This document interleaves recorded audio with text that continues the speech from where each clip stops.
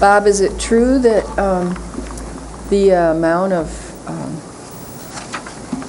trash that's going into the landfill is, I haven't been to a resource recovery meeting lately, is continuing to fall and the recycling is continuing to rise? You just need a set of universal lights. Yeah, I had trouble with that big storm last year, and I got busted. Now they're not working. Everyone, good evening. I've got to I'd go like to call the meeting together to order. This is the Grand Traverse County Resource Management and Administration Committee, which is a committee of the whole. It's October 10th, 2012, and we'll start with the Pledge of Allegiance, please. I pledge allegiance to the flag of the United States of America and to the republic for which it stands, one nation under God, indivisible, with liberty and justice for all. And if the clerk would please call the roll. Commissioner Gilbin? Here. Inman? Here. Henschel? Yes. Lemkool? Yep. Thomas? Yep. Max Bauer? Here. Fleece? Present. Wheelock? Yes, ma'am. Chairman Richardson? Here. Okay, our first item is the approval of the minutes from September 12th. Move for approval as presented. Support. Okay, I have a motion. It's by Inman, support by Fleece. Any discussion? All in favor? Aye. Any opposed? The motion carries. Which brings us to first public comment. And if you would please read the rules. Any person shall be permitted to address a meeting of the Board of Commissioners which is required to be open to the public under the provision of the Michigan Open Meetings Act. Public comment shall be carried out in accordance with the following board rules and procedures. Any person wishing to address the board shall state his or her name and address. No person shall be allowed to speak more than once on the same matter, excluding time needed to answer commissioners' questions, if any. The chairperson shall control the amount of time each person shall be allowed to speak, which shall not exceed 3 minutes. The chairperson may, at his or her discretion, extend the amount of time any person is allowed to speak. Public comment will be solicited during the 2 public comment periods noted in Rule 5.4, Orders of Business. However, public comment will generally be received at any time during the meeting regarding a specific topic currently under discussion by the board. Members of the public wishing to comment should raise their hand or pass a note to the clerk in order to be recognized and shall not address the board until called upon by the chairperson. Okay, anyone wishing to make public comment on any topic, please step forward and do so now. Okay, seeing none, we'll close public comment, and of course there will be other opportunities as the meeting goes on. Which brings us to the approval of the agenda, and I do have myself one addition.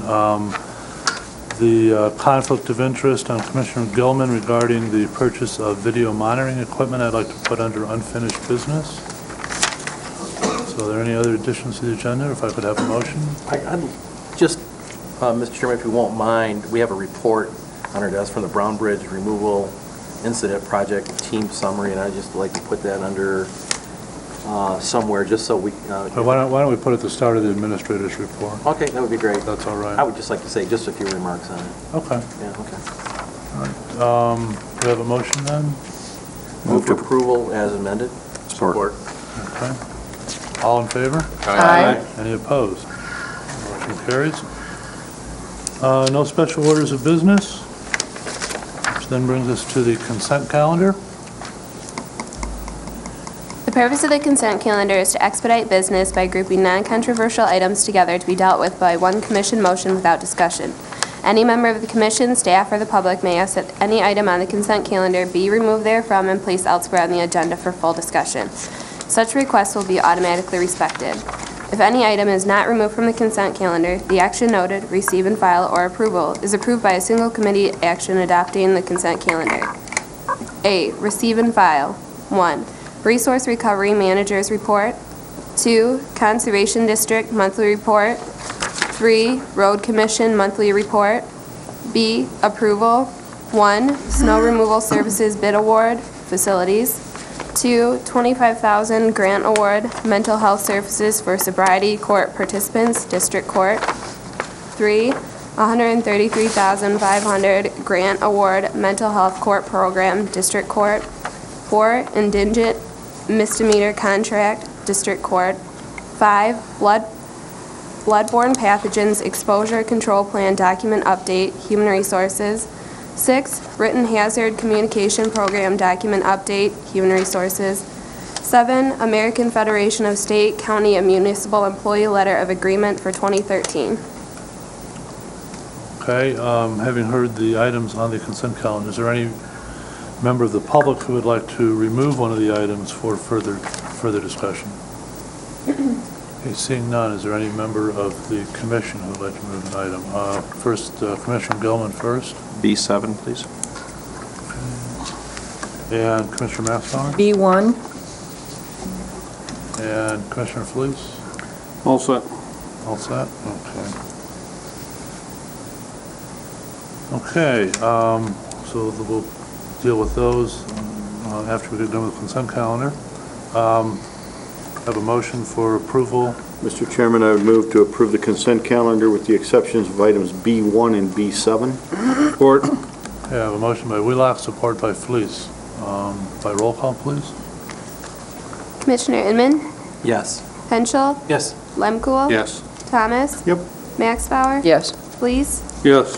Wheelock. Yes, ma'am. Gilman. Yes. Chairman Richardson. Yes.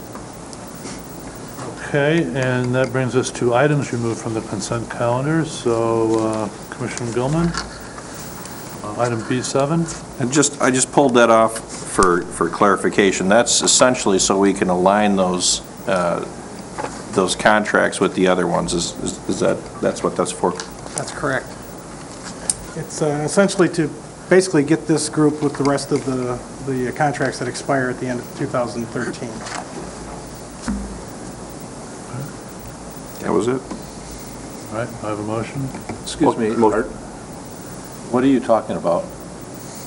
Aligning these contracts with, this is the snow removal, This is right? the- No, we're on You want B7. 7 first. I know. Oh, I'm sorry. I'm sorry, Herb. The questions weren't making any I sense. took them in order that they were pulled off. Okay, I'm sorry, thank you. Mr. Chairman, I would move to approve the letter of agreement between the Grand Traverse County Board of Commissioners and ASME bargaining unit. Support. I have a motion by Wheelock, support by Thomas. Any further discussion? All in favor? Aye. Any opposed? Aye. And by roll call, please. Commissioner Henschel. Yes. Lemkool. Yep. Thomas. Yep. Max Bauer. No, Fleece. Yes. Wheelock. Yes, ma'am. Gilman. Yes. Inman. Yes. Chairman Richardson. Yes. Okay, motion carries. Okay, and Commissioner Max Bauer, you wanted to remove item B1, the snow removal services bid award? yes. Danny, I ask this question whenever I see such a large discrepancy. You know, we're talking, Elmer's, you know, I know it's a reputable company, and I believe they'll do a good job at $97,000. I just wonder why Alpers and Pop Excavating were so much higher. Well, they did, when they looked at the contract document and the wording of that document, we also had in there, we wanted to know what a certain snow removal amount would be. And we ask it that way on purpose because a lot of times, if it gets out of control and have just a lot of snow, Yes. we'd like to know what it's costing them to do this because it's a part of the contract. For them to do that. Well, they interpreted it a little bit differently. They said to themselves, well, okay, so if we're going to have a big event where the piles have to be removed, then we get to charge them this amount of money up and above the contract. It doesn't say that. Oh. So when I talked to Elmer's about that, I said, well, you're going to have to withdraw your bid. And they said, well, can we have a couple hours to think about it? So apparently they went back and probably discussed it, and they came back to me and says, we'll honor that bid. And no matter how many times it takes to move those files, we'll do it. Wow. All right. Okay. In that case, Well, they're a reputable company. I know they are. I would never suggest Yeah. that they're not. They do outstanding work. So So we're getting a deal this year? I do believe it. Well, we're getting a deal for 3 years. Yeah, for the next Yeah. 3 years. Yeah. So I guess, This contract is like an insurance policy because you Yeah. never know what we're True. going to get. So, We're going to get some snow this year. well, I heard that last. yeah, last year was pretty good for us. But or for them. Well, now that we've had an official forecast from Commissioner Lemkool, I would move to enter into a contract with Elmer's Crane and Dozer for snow removal services beginning November 15th, 2012, and concluding April 15th, 2015. Support. Support. Okay, I have a motion by Massbauer, support by Gilman. Commissioner Henschel? Danny, can you tell us historically, just for reference, what kind of numbers we've been paying for previous years, and how does this compare to those? Well, actually, this contract amount here by Elmer's is really 5.3% less than where the three-year contract had ended up by the former Pop Excavating. Okay. So actually, we're getting a very good deal. And has Elmer's done snow removal for the county in the past? Yes. Pop Excavating's had it for about 9 years, 3 cycles. And I think before that, Elmer's did do it. Then it's running into when I wasn't here, so I don't really know the answer to that. Okay. Any other discussion? Yes. Did you ask them if they wanted a 10-year contract? At that price? Yeah. Okay, everybody understand the motion? All in favor? Aye. Any opposed? Okay, motion carries. Thank you. Okay, thank you very much. Thanks, Dan. Okay, which brings us to now department action items, and we'll start with resource recovery. Bob Osterhout. Bob Osterhout, Resource Recovery Manager. I have a couple items for you tonight. The first one is a legal service or retainer agreement with Olson, Beesdock, and Howard. This agreement expired this month. We've had it for the last 3 years. It was originally with the Board of Public Works, and when the department and council moved under the Board of Commissioners, that agreement also moved as well. So I brought this for you tonight. I guess the first question is this something that the board wants to renew, to provide legal services through an outside company? I know I've talked to Sonny somewhat about it, and I thought it was important to bring it to the board and see how they would want to go forward with this. Sonny. I guess, the questions that I have, and Bob's here, so we'll let him answer the question. Now that resource recovery is a function of the Board of Commissioners instead of the Board of Public Works, because we have assigned deputy civil counsel through the prosecutor's office, would the prosecutor's office handle this, or would we want to contract it? And I can even ask you, Bob, because you're here. You don't see why you would handle it? Wouldn't. Bob, could you come up to the microphone? Bob, you're welcome to come to the microphone if you wish. Bob Cooney, Prosecuting Attorney's Office. So you believe that because this is a function of the County Board of Commissioners now instead of the Board of Public Works, it would be appropriate for the prosecutor's office to handle the legal reviews for us? I think it makes more sense, yeah. Okay, good enough. Commissioner Lemkool? With all the legal work already being taken care of, are we looking at having to have any particular discussions or issues that you know of coming up? On this subject. Regarding this subject. Regarding the legal for the resource recovery? I I think think so. if you look at the legal expenses this year, they're way down. I think like you indicated, we went through the solid waste plan, the ordinance, restructuring of the department, so, what we have left is really review of contracts, agreements. I have a few of those going out, but any major issues, I just don't see coming forward. And I think we should be thankful that, Scott Howard has done such a great job. And I would hope that we would send a letter saying thank you. But because of the changes, that I really believe that we should probably go with in-house for this. Commissioner Massbauer? I think it's a good idea as well that the prosecutor's office handle this legal work. My question is, Bob, are you going to somehow bill resource recovery for that time? In the past, we've spent it with an outside law firm, and I don't know why you wouldn't be reimbursed for your time. Yeah, you know, one of the things I would like to implement beginning in January is a cost accounting for all of the different departments that we do legal work for, keeping track of our hours, and so that we can see just how much time we're spending with each of those departments. And I know that we do this new cost accounting that Dean's involved with, and I think it would be important for the commissioners to know what we're spending our time on with our civil work, as well as maybe giving a quarterly update about, you know, what types of, how many contracts we've reviewed, those types of things. But are you planning on somehow billing Bob's department for the time that you spend? It may be You know, minimal, but... I think it makes more sense not to bill the individual departments, but to simply indicate, this is how much of our time is being spent. Okay. This is how many attorney hours we devote to civil work. All right. To me, otherwise, we're just shuffling money around from one department to another. And, but you know, I'm open to that if it makes sense. Commissioner Wheelock? Mr. Chairman, I would make a motion that we send a letter of appreciation to Scott Howard and Olson Bisdock and tell them that we are planning to handle this in-house now that the resource recovery function is a function of the County Board of Commissioners. Support. Okay. Commissioner Flees?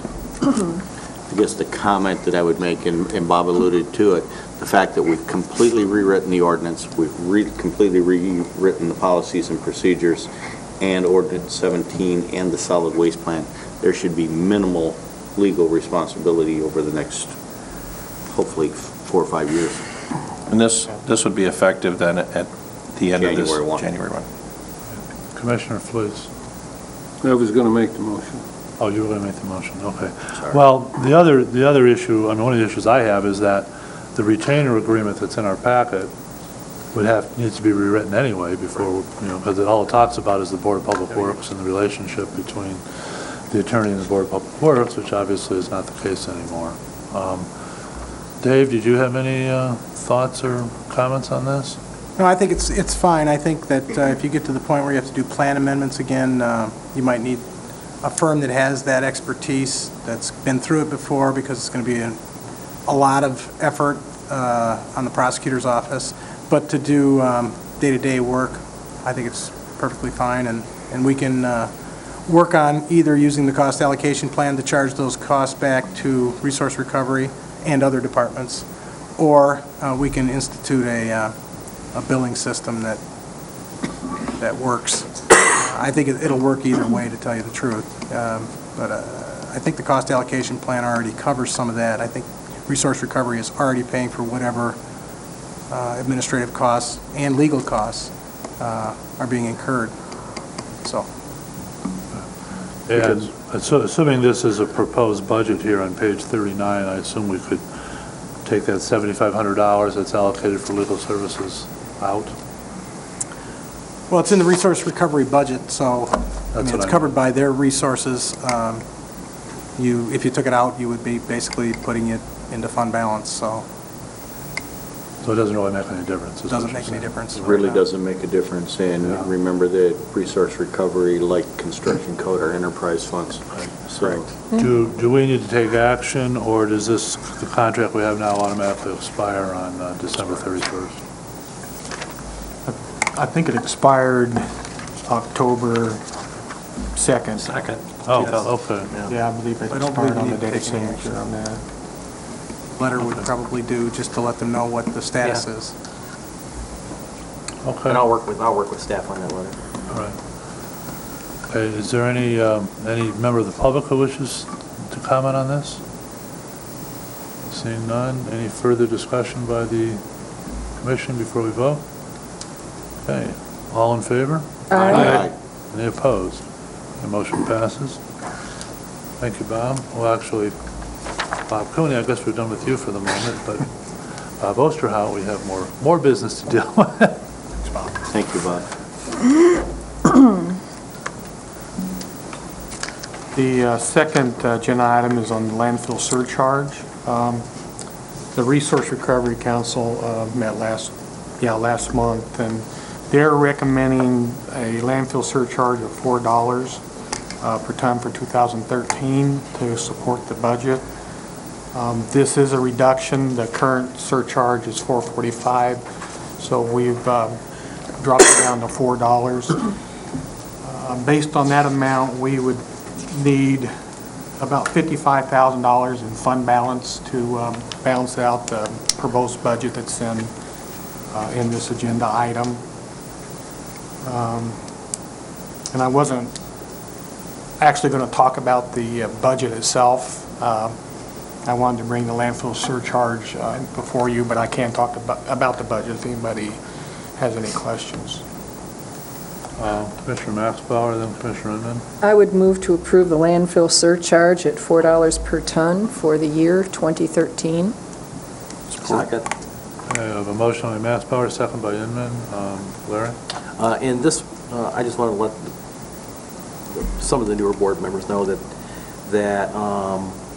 this is fairly consistent with the past board's direction. Not every commissioner has agreed with it, but it's consistent with the direction of the board, at least the majority of us, that we year by year slowly wind down the fund balance to a point where we think it's a reasonable fund balance, and supplement it with the landfill surcharge, and then lower that landfill surcharge annually to the point where the combination of the landfill surcharge and the requested landfill surcharge and the amount in the fund balance is used to fund the department to a point where we feel comfortable that we're down as low as we can get on a landfill surcharge and still maintain some level of a reasonable fund balance for that department. So this is just the direction that we've had all along. Commissioner Wheelock? Well, you all know that I will not support the surcharge. I never have. It's been 21 years. I probably won't tonight either. That being said, we've talked about multiple alternative ways to fund resource recovery, whether it be PA 69, which allows the people to vote an annual assessment, and if they choose to want the recycling services and such things, they will vote to pay for it. All the surcharge is a hidden tax on primarily our commercial and industrial businesses in our community. 65 to 70% of the waste stream in our community is commercial and industrial, and therefore the businesses in our community are funding 65 to 70% of this department. But even more important than that, Bob, what's the current anticipated fund balance at the end of this year? At the beginning of the year was... Oh, at the end of this year. I do have that number. I knew it was... Or what it was at... Okay, the beginning of this year, it was $446,000. And I was projecting to use some fund balance of this year, about $40,000. But we've had one fairly good project in the county. I even tried to use it last year, but we had some bigger projects that obviously bumped up the landfill volumes, which generated more landfill surcharge. So I've been trying to balance, a surcharge based on how much landfill material we'll end up with, and it's kind of been going the other way instead of... But the fact is, we are going to be somewhere around 110 to 115% of our annual budget in fund balance at the end of this year. I don't know. I never have been able to support the surcharge because I believe it's an unfair tax on our commercial people, and because of the way that the program is written, it is bundled into the charges that the waste haulers haul to charge the customer, and therefore they don't know what they're paying it. They have no idea that they're paying it. Okay. Any further discussion? Well, I'm not going to change my vote either. Sonny and I have always held hands on this. Well, not that. Okay. Does everybody understand the motion? By roll call, please. Commissioner Lemkool, No. Thomas, No. Max Bauer, Yes. Please, No. Wheelock, No. Gilman, Yes. Inman, Yes. Henschel, No.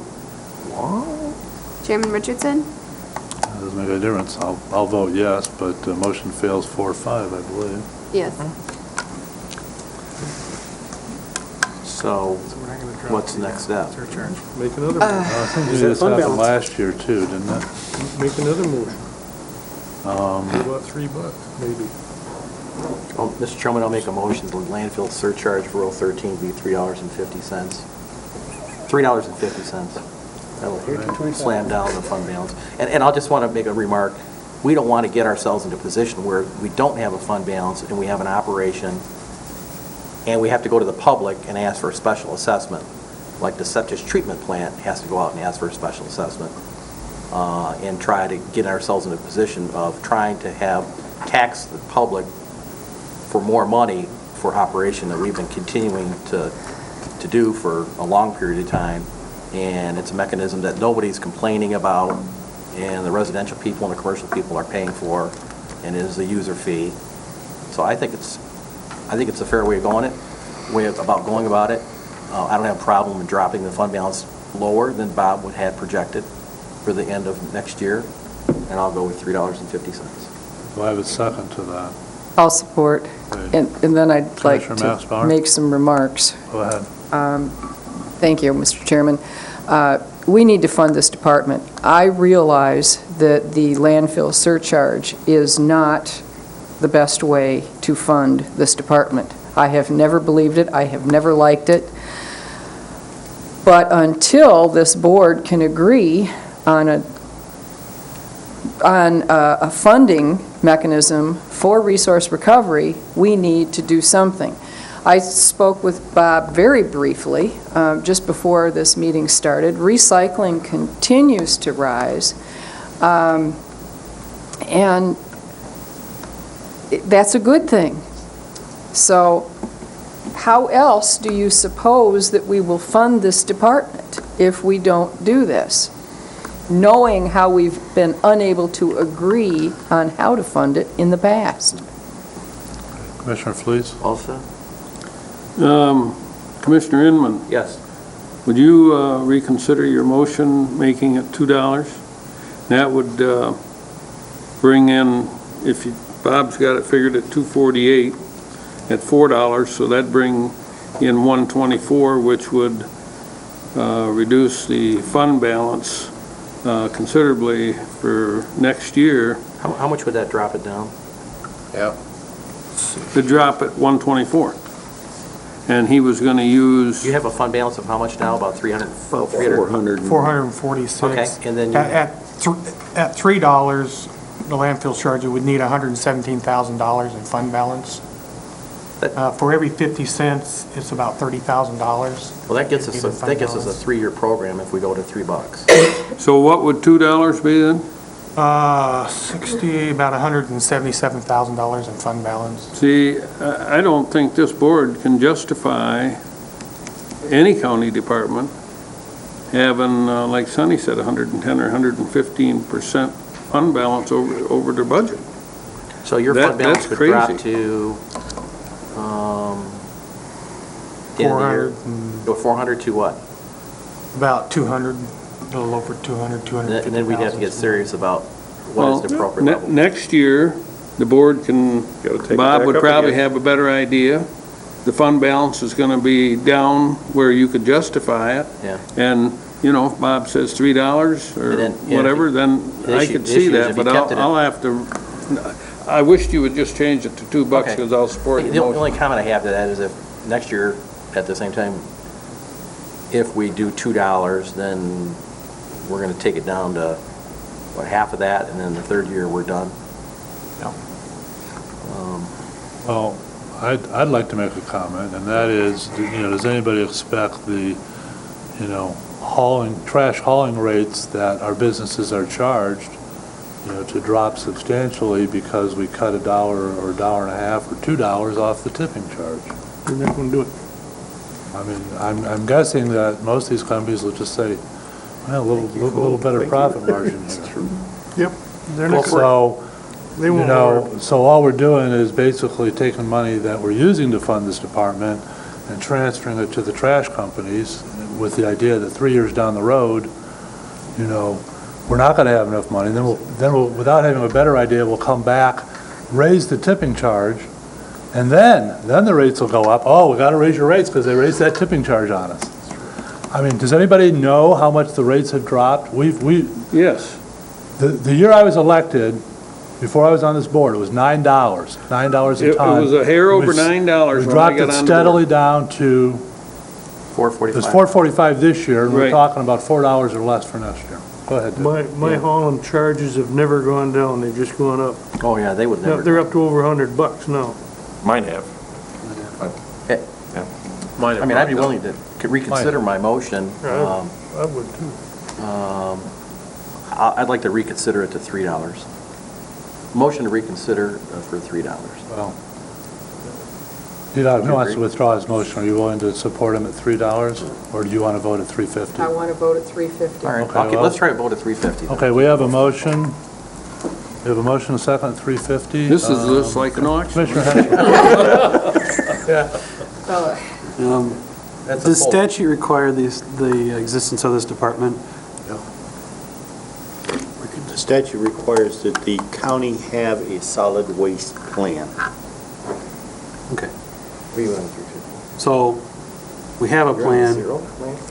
So just so we're all on the same page, this is all optional.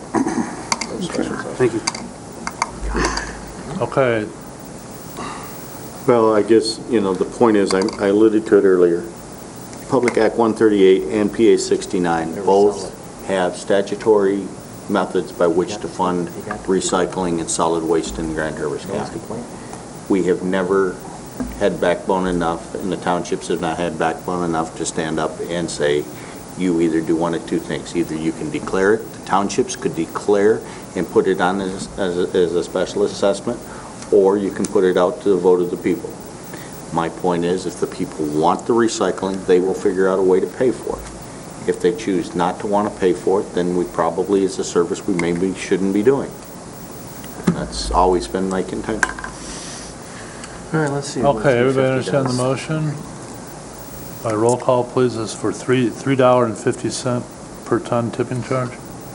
Commissioner Thomas? No. Max Bauer? Yes. Fleece? No. Wheelock? No. Gilman? Yes. Inman? Yes. Henschel? No. Lemkool? No. Chairman Richardson? Yes, so motion fails All right. 4-5. Mr. Chairman? Yes, Make a motion. Commissioner I'd like to Fleece. make a motion that we set it at $2 ton. Second. Okay, I have a motion by Fleece and a second by Inman for $2 a ton. For the year 2013. I assume we've had enough discussion on this? Is there any public comment on this issue? Okay. All right, by roll call, please. Commissioner Max Bauer? Yes. Fleece? Yes. Wheelock? No. Gilman? Yes. Inman? Yes. Henschel? No. Lemkool? No. Thomas? No. Chairman Richardson? Yes, motion passes 5-4. Thank you. Thank you, Commissioner You Fleece. got something. Bob? When you make your presentation next year, you'll have to remind them of this meeting and perhaps bring the tape so they can adjust it accordingly to what you're suggesting. Okay, next item would be the prosecuting attorney office. Welcome back, Our Bob. prosecuting attorney designate and Mr. Cooney. Go ahead, Bob. Bob Cooney, Prosecuting Attorney's Office, and I wanted to address briefly the items that I outlined in my letters to you dated October 1st, 3rd, and 9th. And I realize we're a little bit late in the budget cycle to be raising these, but given the circumstances, wasn't clear who was going to be dealing with our budget until just recently. And also because of all the changes that are going on, it was difficult to predict personnel costs. But I think things have shaken out a little bit. So I wanted to, I guess I'm not asking you to do anything as far as our budget is concerned. Maybe you want to do something, but first of all, in my October 1st letter, I addressed anticipated personnel changes. In a nutshell, we're going to have some very experienced attorneys leaving the office and being replaced with much younger attorneys. That's going to save us some money, and I tried to indicate in my October 9th letter that's on your desk that it's anticipated that there will be about $122,000 less in personnel costs for 2013, and I wanted to make sure that you were aware of that because I didn't want to have you wonder at the end of next year why Bob had an extra $122,000 in his budget.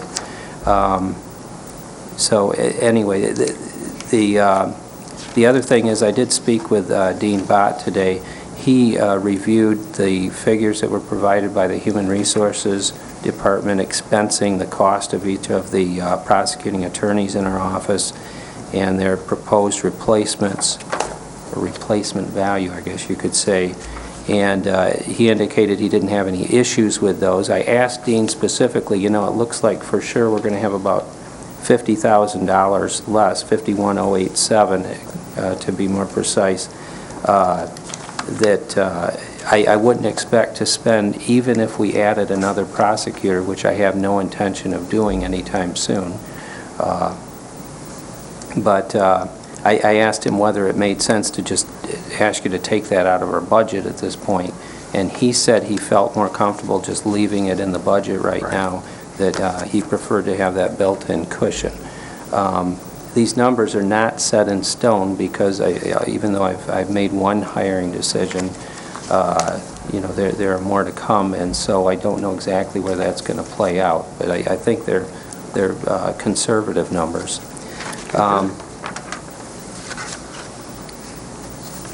So I don't know if there are any questions specifically about that item about anticipated personnel changes. Okay, if not, I'll go on. I also addressed... Bob, I'm sorry, I did have one question. So, and again, I'm looking at the handout that was on our desk when we got here, and which is supported by the numbers here. It talks about a projected personnel budget of like 1.385 million. Yes, that's... And that would be with seven attorneys rather than the 6 that are... No, actually, those are the figures that were provided in July, and it's based for this coming year, but it was provided to the board in July because that's what it would be if there were just no changes, if it were status quo. And that's what we had put in for not knowing exactly, you know, how personnel would shake out in our office at the beginning of the year. So that's for 6 attorneys. The 1.333914, which I actually didn't ask Sally to put a 7th prosecutor in the budget. I don't think I did, but she did anyway. So that's adding another prosecuting attorney. Okay, so that's so that number includes the 7 attorneys, even though one of those positions is currently vacant. That's correct. Okay. So even if we didn't hire another attorney, and again, I have no intent of hiring anyone at this time. I think I need to see how things go. But we would have a savings of over $51,000. If you take out that 7th attorney slot, that's another $71,659, all salary and benefits included. So that's a total of $122,000. Thank you.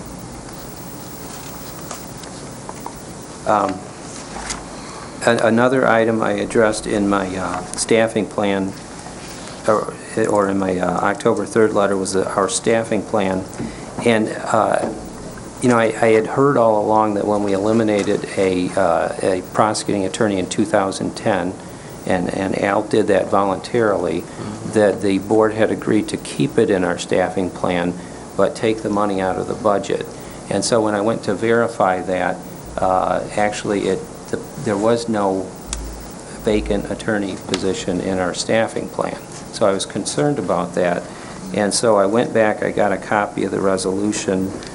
We've actually reviewed the tape of the meeting to see what happened there also, because I didn't think the resolution was perfectly clear, but I included a copy of it, and there are several positions that were eliminated in 2010, but they were treated differently for purposes of budget versus staffing plan, and it's my interpretation, and I talked to our administrator about this, that what the board was doing is keeping those positions in the staffing plans for those various offices. There were a couple that were just simply eliminated in that same resolution without regard to staffing plans.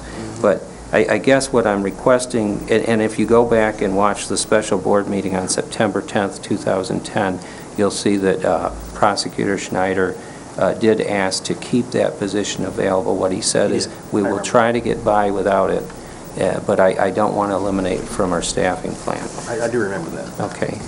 So what I'm requesting is just to, I don't know if you, a motion to direct Human Resources to add that position back to our staffing plan as a vacant Attorney 3 position. What that does is it gives me the flexibility, if I feel that things aren't going well, I don't have to come back to this board and ask for it. So I'll make that motion as seconded by the prosecutor. Yeah.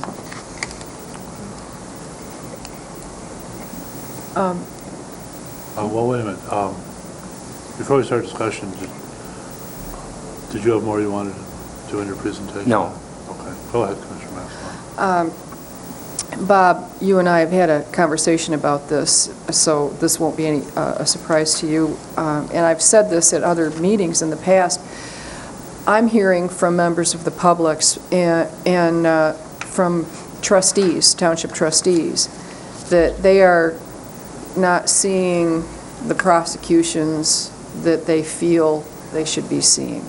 Whether that's true or not, I don't know, but I will give you the instance of the window breaking over on Union Street. And I heard from a number of people saying, I just don't think it was right that they didn't prosecute that.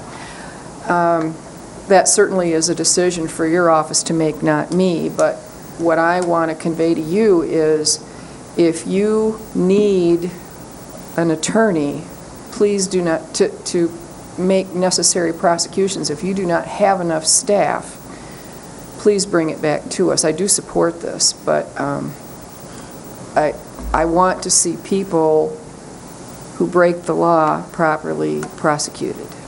I appreciate that, Commissioner Maxbauer, and I have the same goals. I think that, well, I'll just leave it at that. Yeah. Commissioner Lundquist.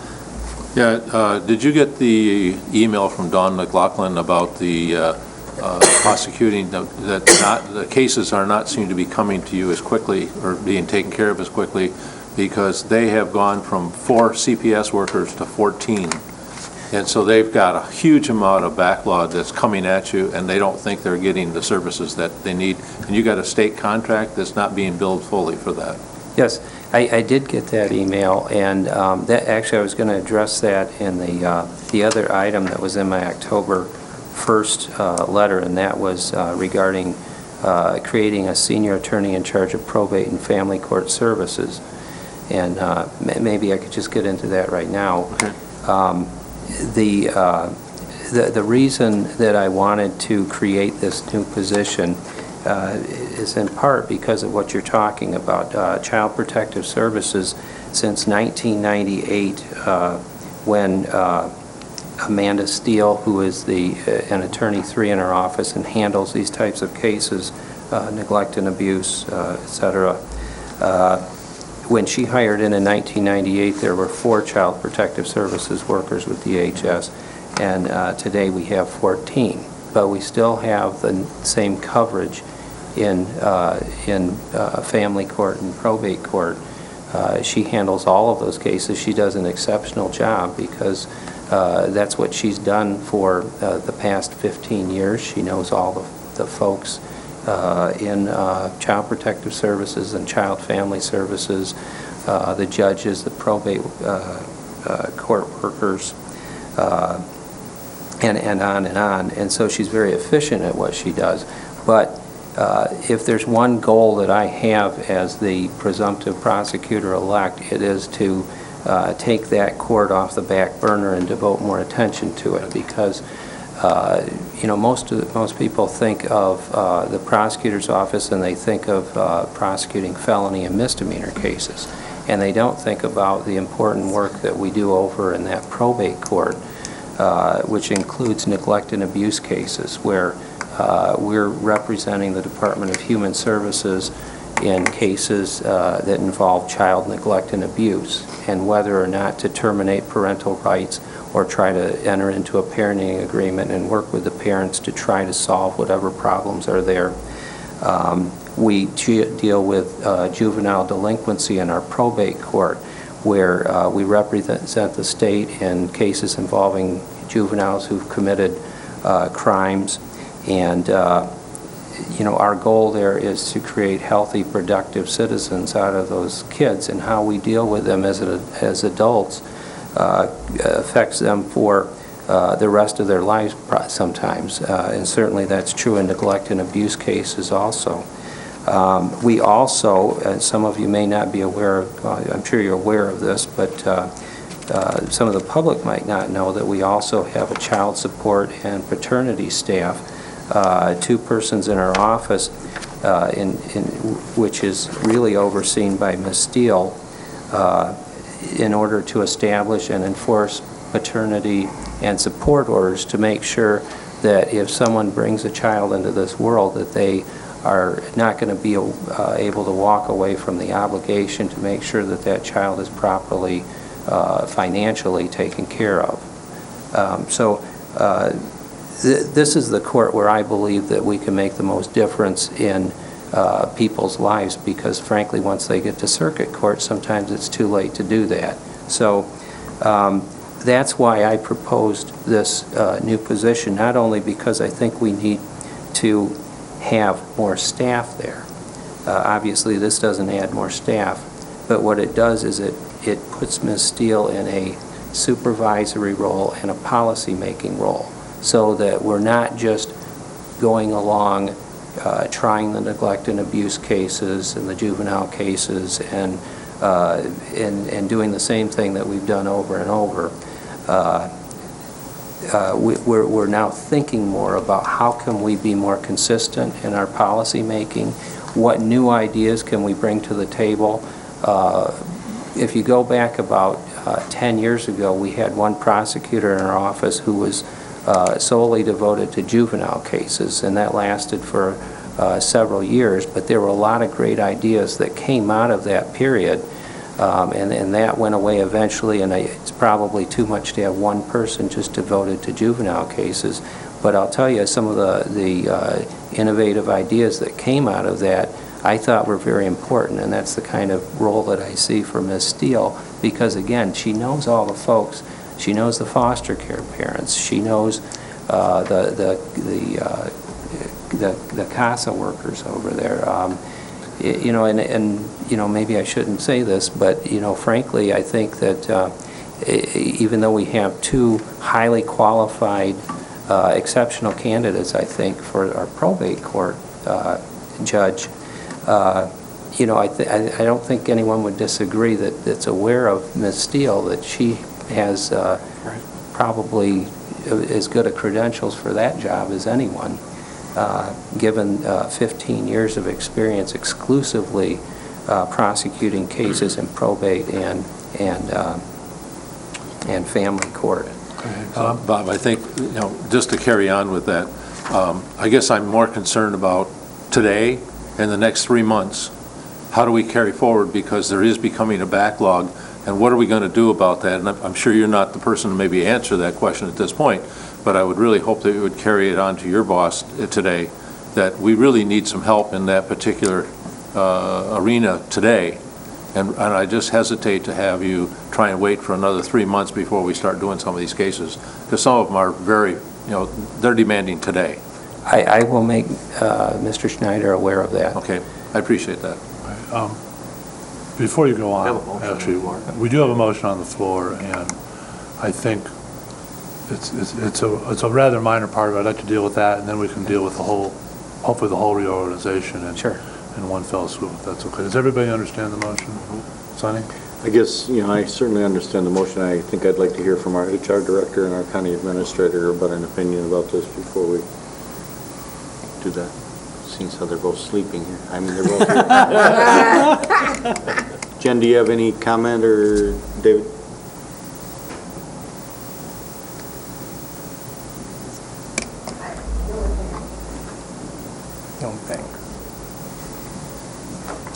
Jen Seaman, Human Resources Director. The only comment I have is that that resolution had other jobs on it. It wasn't just the prosecuting attorney's job. So those were all removed from the staffing plan.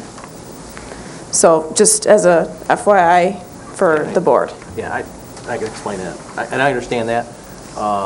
And specifically, I do remember the conversation with Al Schneider, who came before the board, and he just said, hey, listen, I'm willing to go with this, but I can't guarantee in the end that, we're going to be able to live with it, so I want to keep it in the staffing plan. And I do recall the board saying, all right, if you're willing to give it a try, we are, and we just took it out of the budget but kept it in the staffing plan, and he felt comfortable with that. So the rest of it, we never had a discussion with those other positions about keeping it in the staffing plan.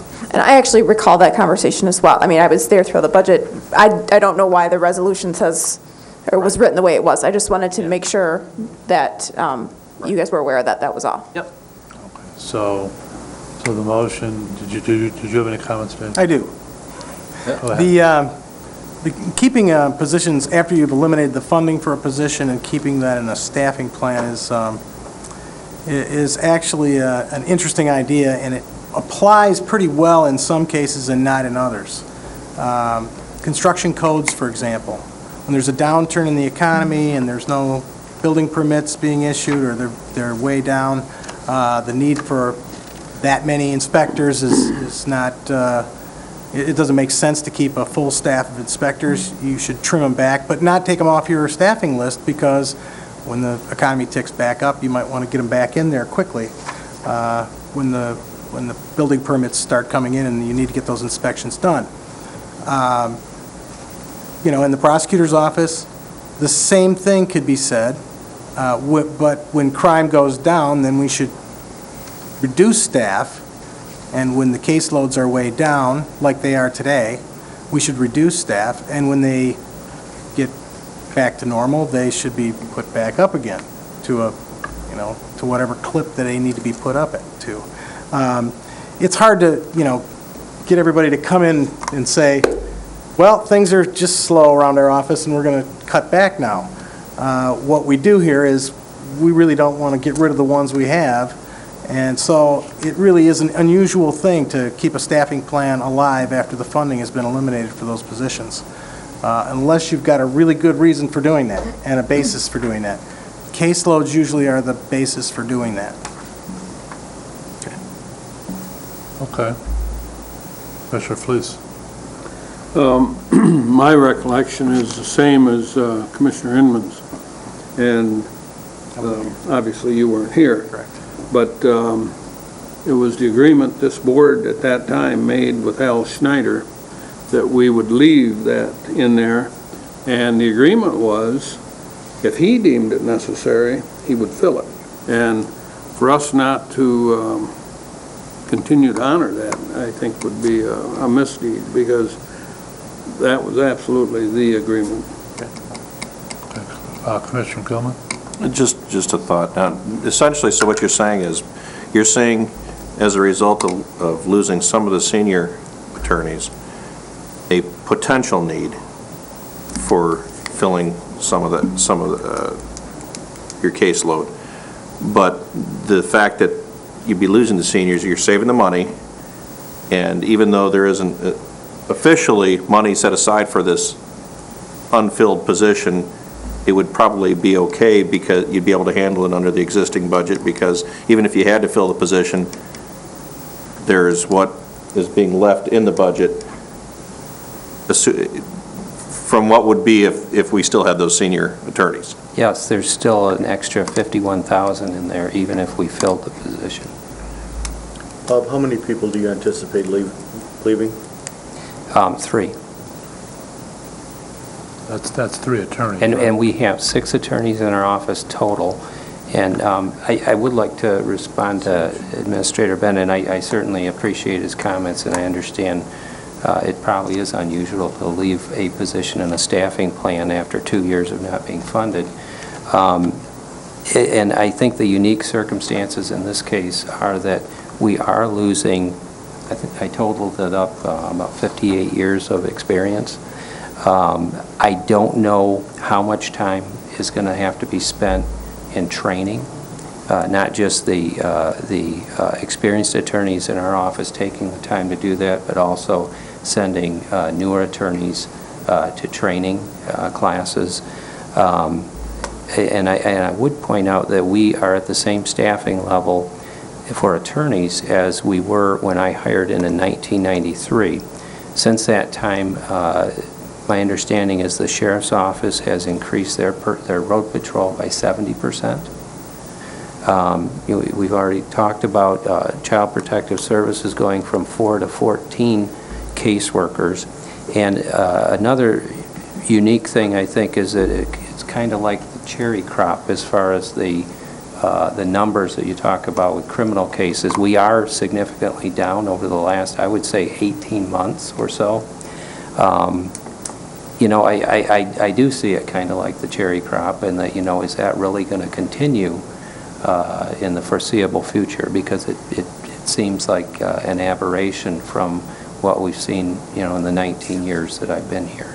So, and that's why I would like the flexibility to add that position back in, if need be. The money's there in the budget, and I also pointed out in my letter of October 1st that perhaps there'd be fewer growing pains if we did it this year while we have that money in the budget, and we're not really looking at adding money to the prosecutor's budget. Of course, I also pointed out that the legacy costs, I pointed out in my October 9th letter, the legacy costs are going to increase eventually. Eventually those new attorneys, if they stick around, are going to be promoted up and they're going to make more money. And this is a short-term cost savings, probably over, a 5 to 10 year period. Commissioner Henschel? Well, Bob, I certainly support what you're working on and what you're doing, but I think it's really worth mentioning, especially Dave talking about caseload, is the elephant in the room is the fact that a lot of things just aren't getting prosecuted that normally would be prosecuted for whatever reason. I know it's maybe unpopular for some people to say, but that's what's going on. If you talk to some of our law enforcement people, get down on the field, on the ground with them, that's what's happening. So it's, when Mr. Cooney takes over as prosecutor, you're going to see what looks like a crime spree, but it's not really that. It's really just the fact that things are getting prosecuted again in a manner that is more typical. But for whatever reason, things aren't being prosecuted that may typically be prosecuted. Okay. Does everybody understand the motion? Okay. All in favor? Aye. Any opposed? Okay, motion carries.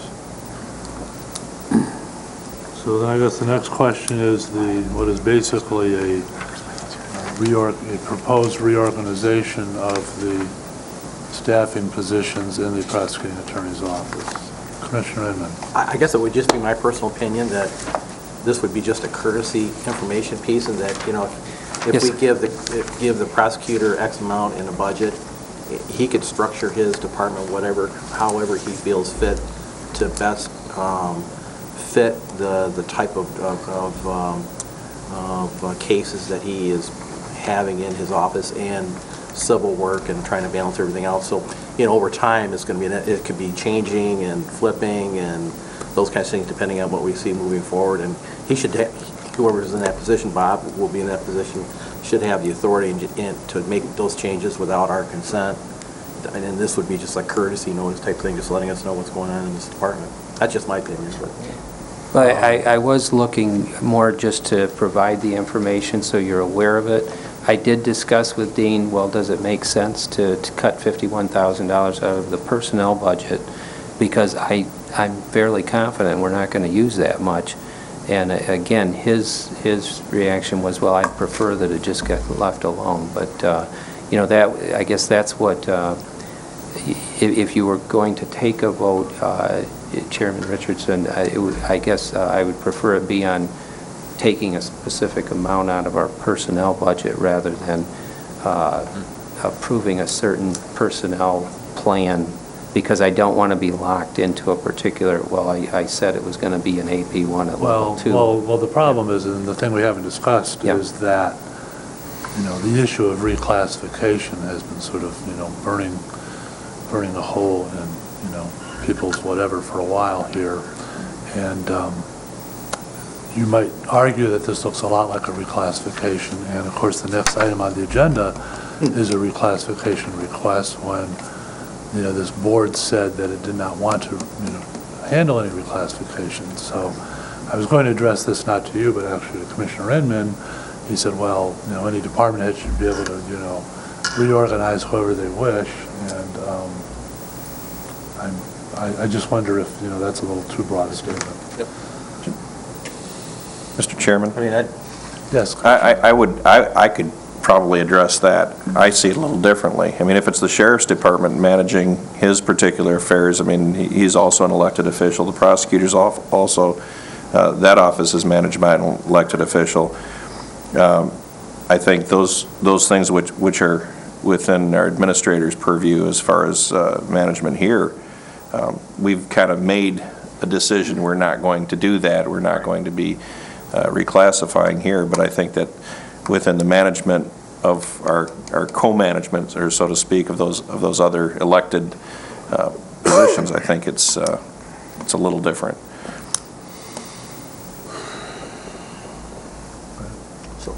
If I could make a comment on the idea of, I think the prosecutor-elect is coming in and telling you how he would like to reorganize his department, much in the manner that Commissioner Inman indicated. I think that there's a difference between him just changing it any old way he wants, any old time he wants, and coming forward with a plan for your approval, because when you adopt a budget and you adopt a position list and that staffing plan has APA 1s on it and APA 2s on it and dollars assigned to each one of those. And if the budget gets out of whack for some reason, if those things have been changed, we can go back and find out what happened. If it's just being changed without our knowledge, without our approval, the budget can get out of hand. So what kind of motion would you see appropriate? Well, Dave? the prosecutor-elect is coming in and asking for a reorganization of his department. One of these does look like a reclassification. You also notice that you will be losing your deputy civil counsel, but the prosecutor has said he is going to do those himself and work with a new attorney to start to transition some of that. At least in our discussions, that's what we talked about. So it's not like it's disappearing, it's just not going to be called the deputy civil counsel. It'll be just another APA that can do other things. And I think that makes a lot of sense from an efficiency standpoint inside your office. But the other position that he discussed with the senior probate and family court attorney, that is, for all intents and purposes, looks like a reclassification of a position. It's also the way he wants to reorganize his department to put an emphasis on that particular function, and he has somebody in his office that's well suited to it. Call it what you will. If you want to call it a reclassification, you've pretty much said that you don't want to do that for any department. If you want to call it a reorganization, it's pretty hard to tell a new prosecutor walking in the door that he can't reorganize his department as he sees fit. So I think you're in a conundrum. And I think I would err on the side myself. I can't give you an answer on this, but I can tell you that, I think wisdom says that the new prosecutor coming in should be able to reorganize the office the way he sees fit, as long as he's got he's not creating a big budget problem in the process. Commissioner Max Bauer? I don't find myself in a conundrum at all. If Mr. Cooney says that he, by restructuring his department, can make it more effective and provide better value to the community, which is what I'm hearing, I'm willing to support it. Okay, well, here's my comment. Mr. Cooney, would you have any problem if this board said, we've looked at your reorganization plan and we think it's a great idea? Formally took a vote on it, and then that's something that goes forward with the budgeting process. I would be fine with that, yes. Okay, I mean, it's just sort of like a little, Yeah. seal of approval is too strong a phrase, but, it's just, the point is that we've reviewed it and.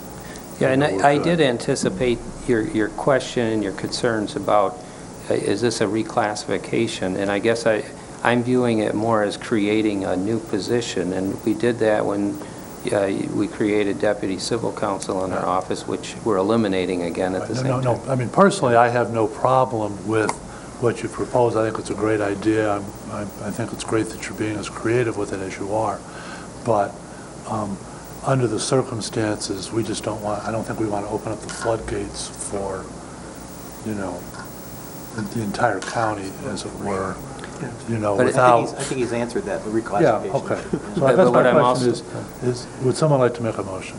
Mr. Chairman, I'll make a motion to approve the reorganization of the prosecutor's office as presented by Bob Cooney, prosecutor-elect. Support.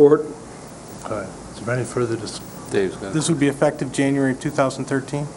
Yes, January 1st. Okay? Thank you. That would be part of my motion. Clarify that motion. Okay. Yeah, I think it's really important to note that we're walking into new territory. We've got a new prosecuting attorney coming on board, and he wants to walk hand in hand with the commissioners and make sure that he represents the people the best way he possibly can. And I find that refreshing, and I thank you for bringing it forward. And I think it's important that we are together trying to take and figure out what's the best for our community. Commissioner Wheeler? Yeah, and I will certainly be supporting this motion, and, I do acknowledge, the way that the prosecutor-elect has come forward with this, but I also have to tell my fellow commissioners that if you think we can continue to not address these reclassification applications that have been coming to us for almost 7 years now, that we have not done any of them, that's foolish. We simply are going to have to address some of these reclassifications because some of them are absolutely valid. Yeah, I agree. Yep, I agree. All right, does everybody understand the motion? All in favor? Aye. Any opposed? Okay, motion carries. And next part, please, Bob? Yes, the other items, and I do want to thank you for, in particular, approving the staffing plan and reorganization, because that is a very important part of, my plans for the office, as I've indicated. And I really think it's an investment in the kids in our community, and we're going to see dividends from that. So, thank you. The other items that I addressed in my October 3rd letter are non-personnel budget items. And essentially, I'm giving up the big corner office there, and instead, I would like to turn that into a conference room, which would benefit our whole office, because right now we've got a conference room that I'd invite you to come over and take a look at, but you got to jump over the chairs to get to the other chairs around the table. We've got duct tape on some of the chairs, and it's really kind of a mess. So what I'd like to do is create a nice conference room out of what is currently Al Schneider's office. there's some expense involved in that, significant expense. We would want to put a door from the lobby into the conference room, which is about $2,000, because there's $1,000 or more of that is putting a buzzer on there so that we can lock the lobby off from the rest of our office. We don't want people from the general public being able to get into our office without us knowing about it. And also there's a buzzer that allows the receptionist to let that person in, unlock the door basically for them. And so that's a big part of that expense. And then we were looking at tables and chairs similar to the conference room on the third floor. That room is similar in size. And we tried to go by the same sort of numbers that you had for those, and I guess that's used furniture. And so we were looking for kind of the same thing, so that's where I got those numbers. The old conference room, I also indicated we'd be buying some office furniture for that. And what I want to do with the old conference room is put our child support coordinator in there. What she does is 2 days a week, she's spending most of her time interviewing persons involved in these paternity and support issues. And a lot of times they have kids, and right now she's in the back corner of the basement of the building. And so these people with strollers and car seats and small children are going down these stairs to go back into that office. As you can imagine, sometimes people get upset, and she's there sometimes at the end of the day, and I think it's a safer situation. I think we have less liability concerns if, and especially going down the stairs with these children. I think we're much better off having someone in that old conference room. And the only thing is, it's an odd-shaped room, and so I thought we'd probably need to go out and have a workstation built or get some sort of furniture that would fit in that space well. It's a fairly large room, it's just an odd shape. And so I put, I think, $4,000 approximately in for that. Now, these are, there was a couple other items, removing a partition to open up an office, and also, which was a minor expense, and also the numbers I gave you for the high-speed scanner, which I think would be a nice item to have in our office. I think we'd be more efficient. We're probably looking at double that, as I understand it now. I told you about $5,000. Then I found out, no, we need a dedicated PC and some special software to run that. So we're really looking at more like $10,000. And I guess what I would say about that is, I believe, as I indicated in my letter, we can cover all those with our existing budget. But it may end up that we spend about double on that scanner if we go ahead and do that. I'm still debating whether we want to spend $10,000 for a second scanner. Yes, you do. I do. Bob, trust me, the optical text recognition is going to save you hundreds of attorney hours searching for things and documents. Once you get it, you're going to save so much time. $10,000 would be nothing compared to the attorney time you'll save. My opinion. Okay. Commissioner Gilman?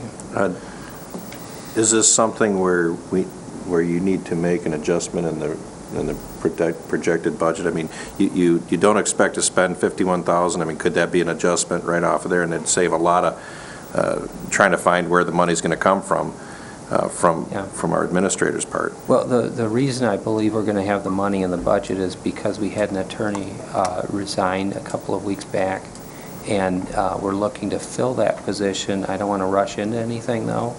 And so, there's going to be several months of, an attorney 3 pay that's not being And I agree with Commissioner Henschel. I mean, the equipment saves that much time, and obviously, the high-dollar attorney hours and what have you. That could certainly pay for itself. Bob, do you want to, I'm sorry. Go ahead. Bob, do you want to take the cost of this out of this year's budget or do you want it put into next year's No, budget? I think we have more than sufficient money in our current budget to cover it. So you would like to do it this year? yes. Okay, existing, got it. Okay. So basically, then you'd be looking for a budget adjustment for the prosecuting attorney's office. It's basically transferring funds from one line item to another. Correct. Do you have the total amount? I'll make that motion, that we approve the remodeling and the office equipment and the, Maybe, I don't mean to cut and make you it a off. budget adjustment.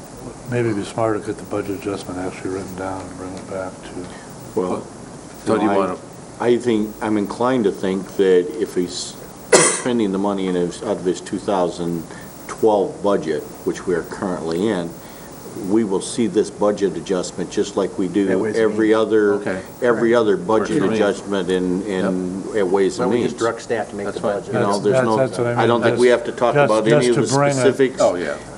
Dean will provide us next week with a budget, or next week or a month from now, a budget adjustment that says, you know, that we Right. purchased That's- furniture and we took the money from personnel budget.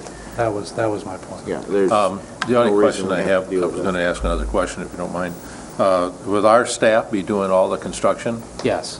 So we're going to be doing that. And then also whether or not any of the health department furniture, that we're buying new furniture at the health department for a lot of different things. And I didn't know if any of that furniture that they're not going to be used would be available that you could use, because they put a conference room in there that's got some pretty nice furniture, and I don't know if they're transferring that furniture over. Some of it is. Oh, Are I they? don't know which piece you're talking about, but a lot of the furniture that's still usable is being transferred over. Okay. Yeah, we did All right. call around, well, we called facilities mainly to find out, do you have anything that would Okay, work good. here? And I don't know if they were specifically thinking about the health building, but I will check and make sure that we know whether there's something there that could Okay. work. And just for Commissioner Inman's information, it is about $20,465 if you add in another $5,400 for the scanner. Okay, so Just to- those, So we have a consensus to bring back budget adjustment for Ways and Means? Yeah, as long as it's out of his 2012 budget, we're Right. not talking about expending money into 2013. Right. Okay, right. okay. So then Dave, we'll- can you make that note? So we'll see the budget adjustments next week and deal with it then. Okay, thank you. All right. Thank you, Bob. Thanks, Bob. Bob, it may not always be this easy. In case you're curious, Bob, it won't always. Okay, that Thank brings you. us to family court. Comes Dawn and Classification Esther. request. It's actually friend of the court. Friend of the court, I know I'm it says sorry. family court, but it's Yeah. actually friend of the court. So Dawn Rogers, friend of the court, Grand Traverse, Antrim, and Leelanau counties, and I've brought Esther Cooper with me. Esther is our office manager. I think many of you know Esther. I'm not even going to say reclassification. I've been watching. There's a new position. I'll just tell you what I want to do and why I need to do it. Friend of the court has an employee whose job has really drastically changed. In 2008, October 2008, we were one of the first offices around that came up on the on-base imaging system. So for the last 4 years, I have an employee who has developed herself into basically an IT tech person. She has gone to training. We've sent her away for a week at a time to training on the on-base system. She has done a lot of online courses that Highland, the actual developer of the program, offers, and she has graduated and passed those classes. She is now providing IT tech support to the 23 people in the front of the court office on a daily basis, which saves our staff from going to IT for that function. I asked, actually, IT to give me a list of the things that Elisa is now doing that they would otherwise be doing for us, and Linda McGuire, who is currently the on-base system administrator, indicated that Elisa is doing all of our security restrictions, so when staff needs to be locked out of a file or can't access documents for some reason, she's doing all of our security restrictions. She's creating all of our document templates. She's maintaining the templates, testing and training on the templates. She's troubleshooting all of the workflow issues we have, meaning when things are supposed to route from one person in the office to another. She's assisting all of the users in our office. She's evaluating all the processes and offering suggestions for solutions to the vendor. She's training. She's not only training our staff, but currently, as more offices are coming up on imaging and on the on-base system, she's now training staff at Circuit Court Administrator's Office. She's providing assistance to District Court now that they're coming up and as they have problems. She provides support to Judge Stowe when Judge Stowe gets stuck on his on-base system. So she's also performing these services not only for our office, but for others within the county that are using the on-base system. So currently, she is really providing, again, that IT level of support for us. I need to do something about that she is performing that function. So what I am proposing to do is, Elisa is still a very valuable part of my financial staff. She spends about half of her time now still doing the account clerk position that we have, and I would plan to continue that. But she also is spending about half of her time performing IT tech work in my office. So what I'd like to do is compensate her for half of her time at her regular level that she has as a accounting technician, and also then compensate her for the other half of her time that she's spending as an IT tech position. And so I ran that by the HR department and indicated that, and I have the information on what the IT tech entry level position, what that scale is. So I'm not creating a new scale. I wanted to simply blend these two scales and compensate this person to measure it with what she's doing.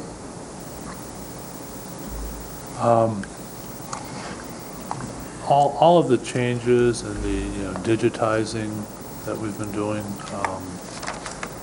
because I know I had this discussion with Mr. Benda a few days ago.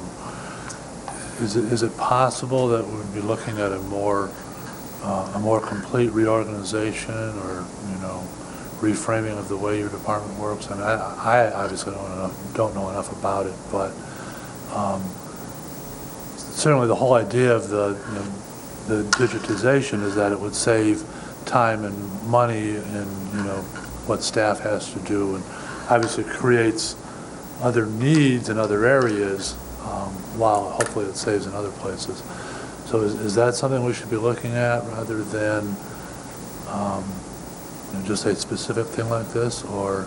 Well, as I said, our friend of the court has been up on this system for 4 years now, so this is not new for us.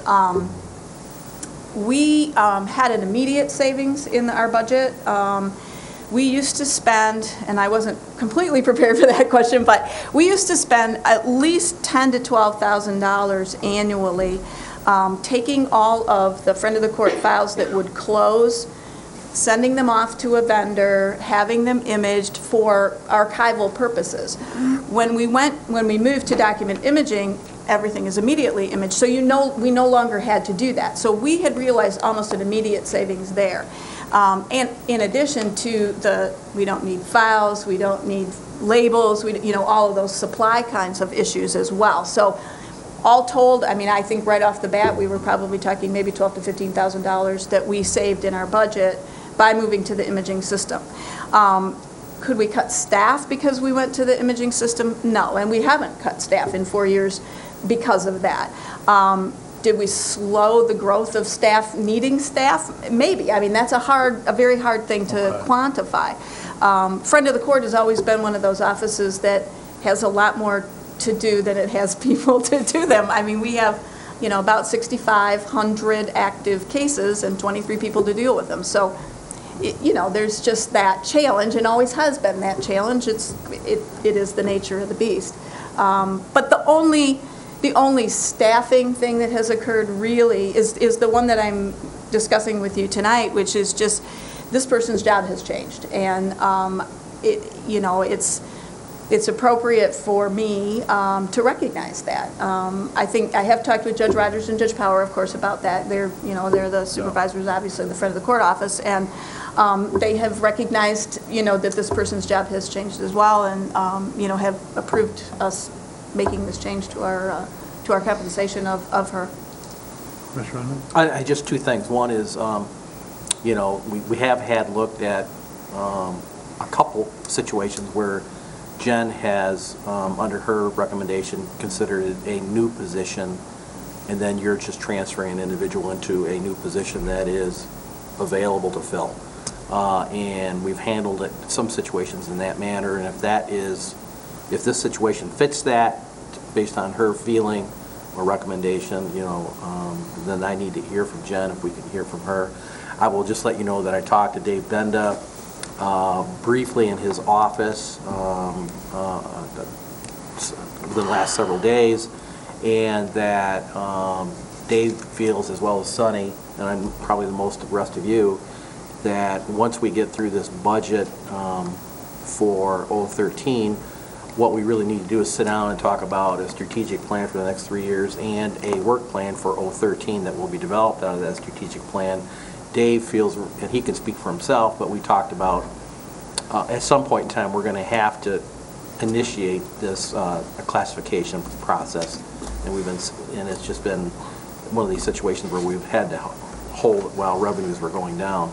But you know, if Dean can represent that, you know, we've got some level of stabilization, and we can begin to look at that process, and, you know, we can handle that in the 013 work plan. But, you know, I guess, Mr. Chairman, I just would like to know from Jen how she views this request, and if this is a new position, then I'm good for it. If this is opening Pandora's box with a flood and just a regular reclassification, then we got to have another hard talk about it. And I might point out that the Pandora's box that he refers to is the box, the corner of the box that we painted ourselves into. Yes. This board, when we decided we would deal with no reclassifications. Till the budget, till the budget. And it's hard for, because I'm not really a county I work for the court, and so Right. I'm not really privy necessarily to all of that. That's why I said, I don't know what I want to call it. I just know I wanted to blend these two pay Yes, scales right. No, I mean- to properly compensate this person with. Personally, I don't think your request is unreasonable at all, okay? It's just that, you know, we sort of created a set of rules for ourselves, and now we're trying to figure out how we can apply those to a real-life situation. And I guess if it does help at all, there's not a concomitant request for any kind of a budget adjustment. What we're talking about here is not a significant amount of money, really, at all. And certainly the Friend of the Court budget can manage this without asking any additional appropriations or coming back to make any adjustment. I didn't mention that, so. Okay, I think we need to hear from Jen now. First of all, I don't think it's an unreasonable request. I think you have a lot of others that are in the same situation, though. I'll be honest with you. But I don't think it's unreasonable. Technology has changed a lot of the positions at the county. This is one of them, probably one that's changed a lot more than others, because she's specifically doing IT support work. But I also don't think it's unreasonable to look at that reclassifications request either, because I get asked about it all the time, you guys, all the time. And honestly, when I talked to Dawn, I said, bring it forward to the board, because, again, I don't think it's unreasonable to pay someone appropriately for the work that they're doing. Just a quick question, if I can follow. But based on originally what she was hired in to do versus what she's doing today, would that be considered a new position? The only honest and, straightforward way I can answer that is literally at this time, she is spending about half of her time doing the job for which she was originally hired, the financial aspects of child support and data entry and collections. But her job has changed so much that she is only spending about half of her time doing that, and the other half of her day is spent on essentially IT tech functions. So her job, part of it is still the same, but about half of what she's spending now is all IT tech for our office. Something that didn't exist 4 or 5 years ago. Exactly. Absolutely. Commissioner Gilman, then Commissioner Wheelock. Well, Jen's pointed out the real crux of the problem, and I don't think we've necessarily painted ourselves into a corner. Reasonable requests, unfortunately, sometimes have to be turned down. and it depends on circumstance. And one of our circumstances is a continuing stagnant property, property valuation.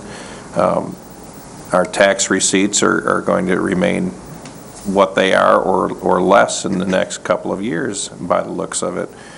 And even though this one position is negligible in terms of its effect on your budget, the unfortunate aspect of if we were to say, well, go ahead and do this, if it is seen as a reclassification, as Jen pointed out, there are a number of people who are looking at the same thing. Now, given technology should be saving us money, it seems to be just changing things up a little.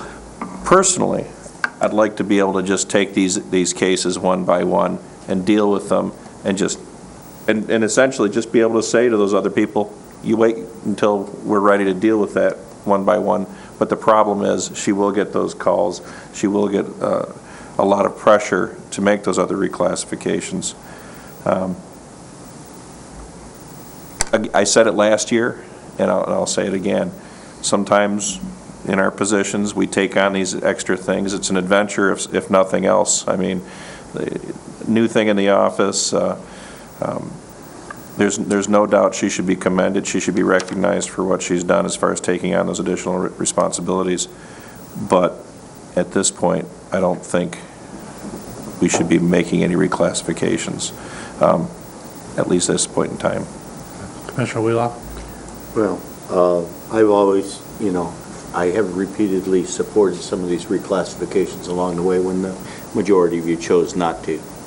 But, I look at the process as outlined by the friend of the court, and I would make a motion to approve the recommendation that she's put forward, that she will be compensating this person. Now, I'm not sure I completely understand, Don.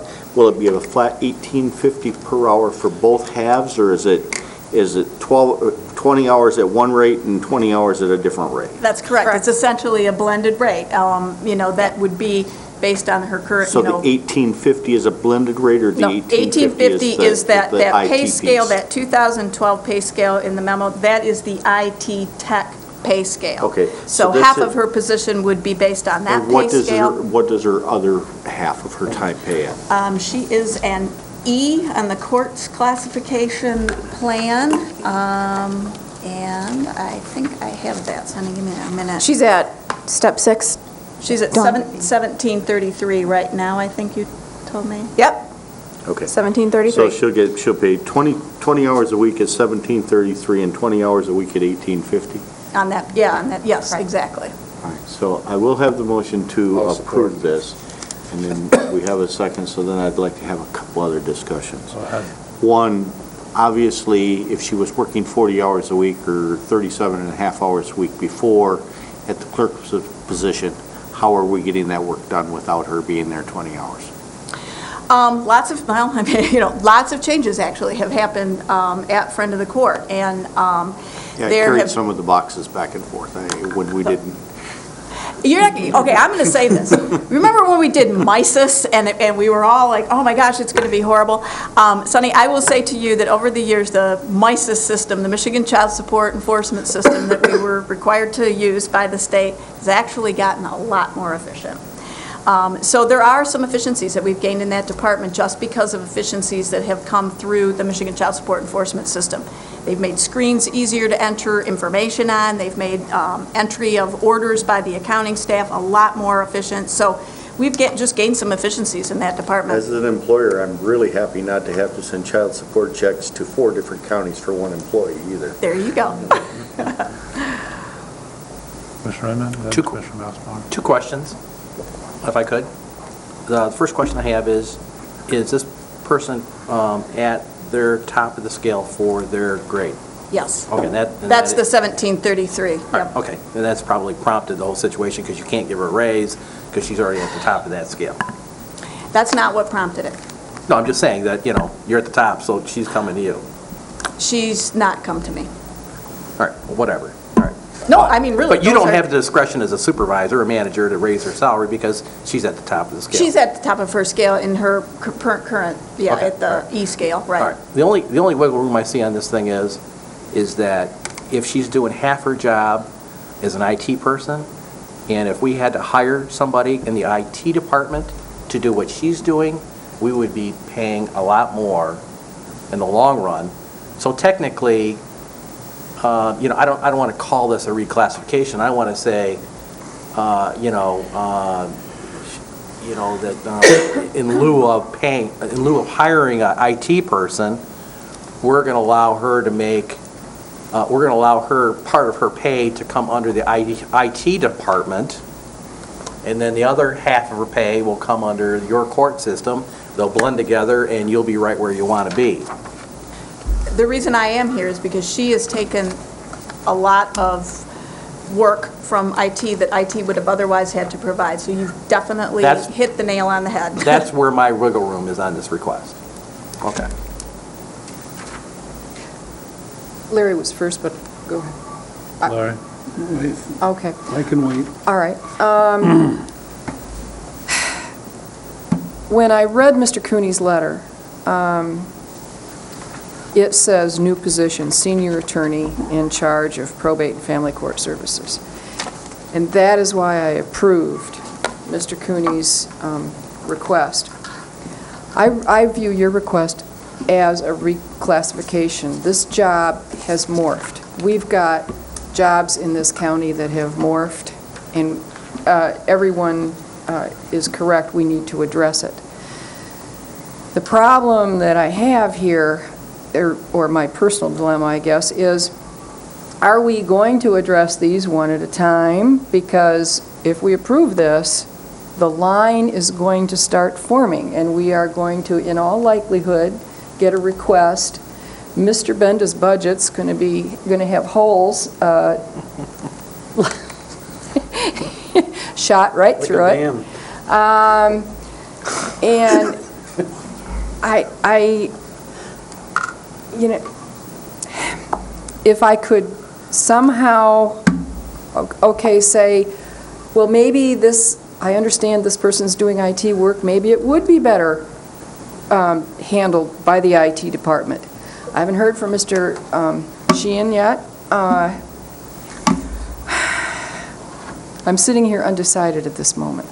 Because truly, I want to treat our employees fairly, but I'm reluctant to open the floodgates because that's what we're doing tonight. And I did really, truly view Mr. Cooney's request as a request for a new position. This job has just morphed like so many others. So that's just... And I don't mean to necessarily respond to everything, I don't know that there is a response. I do want to say this, and I don't know how much has come before your attention about the IT department, but as more and more offices, district court came up on the on-base system, circuit court administration came up on the on-base system. I mean, people are getting added all the time. And there's one person in the IT department, Linda McGuire, who does that. We could not function. We could not function if we didn't have a person in our office who has taken on these IT, because we couldn't get IT support. They don't have enough people to address the needs of all the folks that are coming up on document imaging. I mean, there's lots of users. I understand what you're saying. So that's kind of the prompting here. I understand what you're saying, but you have to understand from my perspective that there are departments throughout the county that have this same legitimate concern and problem. And if we address yours, we need to address them all. Commissioner Fleets? Jen, if I understand this correctly, the front of the court has one FTE position. Would that be correct? No, they have others. We have 4 in that position altogether. You have 4 total? 4 in that E position. Right. Yeah. And are there any IT positions in the front of the court at this time? No. It's about as close as it gets. This is... I guess the question I got of you, Dawn, is if you only need her half-time, why haven't we reduced that to 3.5 FTEs and added a new position? I don't know if the correct name's IT, but something appropriate that signifies what she actually does, because in the future, perhaps that position would need to grow. But to my way of thinking, I think you need to get rid of a half of a position, maybe legitimately, and save us some money. So No, you, you I need to hear get what rid you're of, saying. you need to get rid of a half, and you need to add a new position. So E-staffing goes to 3.5, and Right. then there's new position, which is, essentially accomplishing what is a blended pay Well, based on the duties. you'd have to discuss that with Jen, But that's her department. like I said, I don't know what the appropriate thing to call it is, and so I appreciate that, Commissioner Fleece, because it doesn't, as long as I can, get this accomplished, the how of it is okay. Okay, Commissioner Henschel and then Gilmer. Commissioner Fleece, is exactly what I was thinking, is eliminate half and add half. But I want to kind of touch on the bigger issue. Mr. Benda, you've been at a few different counties, and one of the values you bring to ours is that you've seen some different ways to do things. What are some other ways to handle this? Well, this is actually a pretty creative way to handle it. One of the things that I think, I don't know if Dawn's, maybe I'll just try and recharacterize what you said, but these positions are really not, hire off the street positions. Once they bring in a friend of the court system that does the imaging the way this one does and indexes it the way this one does, and you just can't hire somebody off the street raw that with a computer science degree to walk in and just start doing it. There's training that kind of builds over a time period, and then they get out the bugs and they become experts in this area. And the IT staff can do some of that, but they can only do so much of it because they're not inside the department doing that. So you have to have somebody inside your departments doing that. And that's one of the results of these high-tech changes that are occurring in all of our departments, is that we're getting these positions that are becoming these hybrids of IT positions and what they used to be.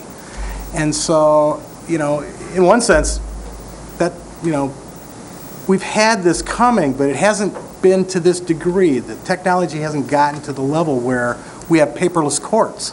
We're going to be one of the first paperless courts in Michigan. I don't know if we are yet or not, but we're that Really close to being one of the first paperless courts in Michigan.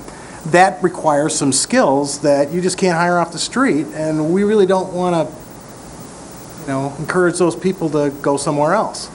So we got to do what we can to keep them. As far as reclassification altogether, are we handling this topic just like other counties do? Are they having the same discussion? Or are they setting a policy structure where HR, this is how it works, just handle it?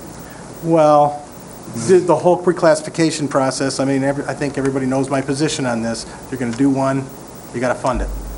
And if you don't do it, you just create all this strife inside the organization because people are told that they're supposed to be paid a certain level and they're not.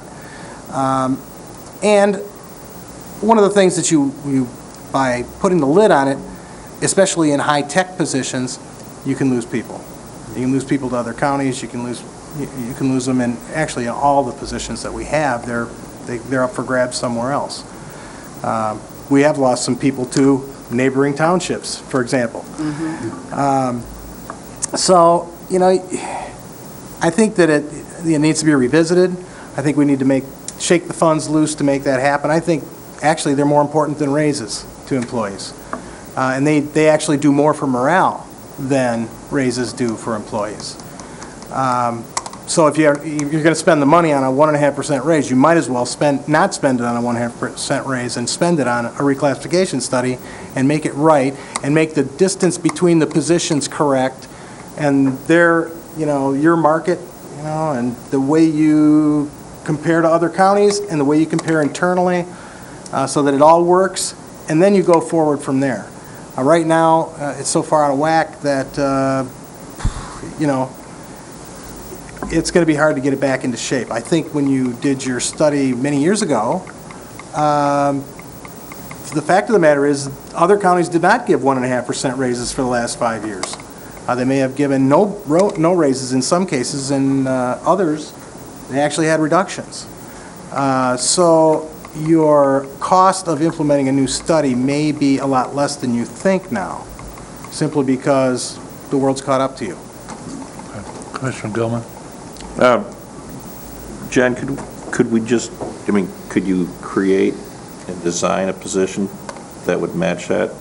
Call it a, technical liaison, a FOC technician or something that would at least somewhat fit, obviously, the duties, but then match it up to the E1 wage status.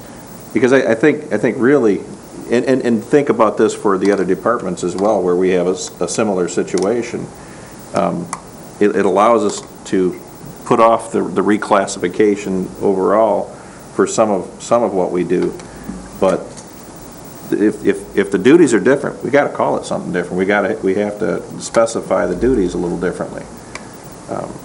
But it's not just moving somebody, giving somebody or the new title. It's a matter of, technically she would be applying for the position.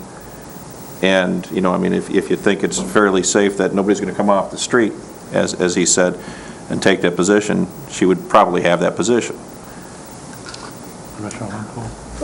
Sonny, could you change your motion to eliminate 1/2 FTE and make it a half FTE for an IT position, rather than trying to do a blended rate?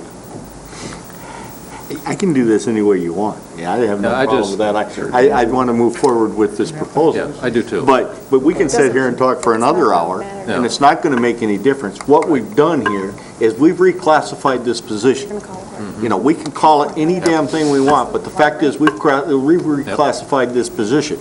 And to sit here and say we're not going to reclassify positions, we're not going to talk about reclassifications, but at the same time have a discussion of take a person that's been employed here for a number of years, they're doing the job that they're doing, and say, okay, we're not going to reclassify you, but we're going to take your job and you're going to do half of your job is going to be this, and we're going to give you a new position for the other half.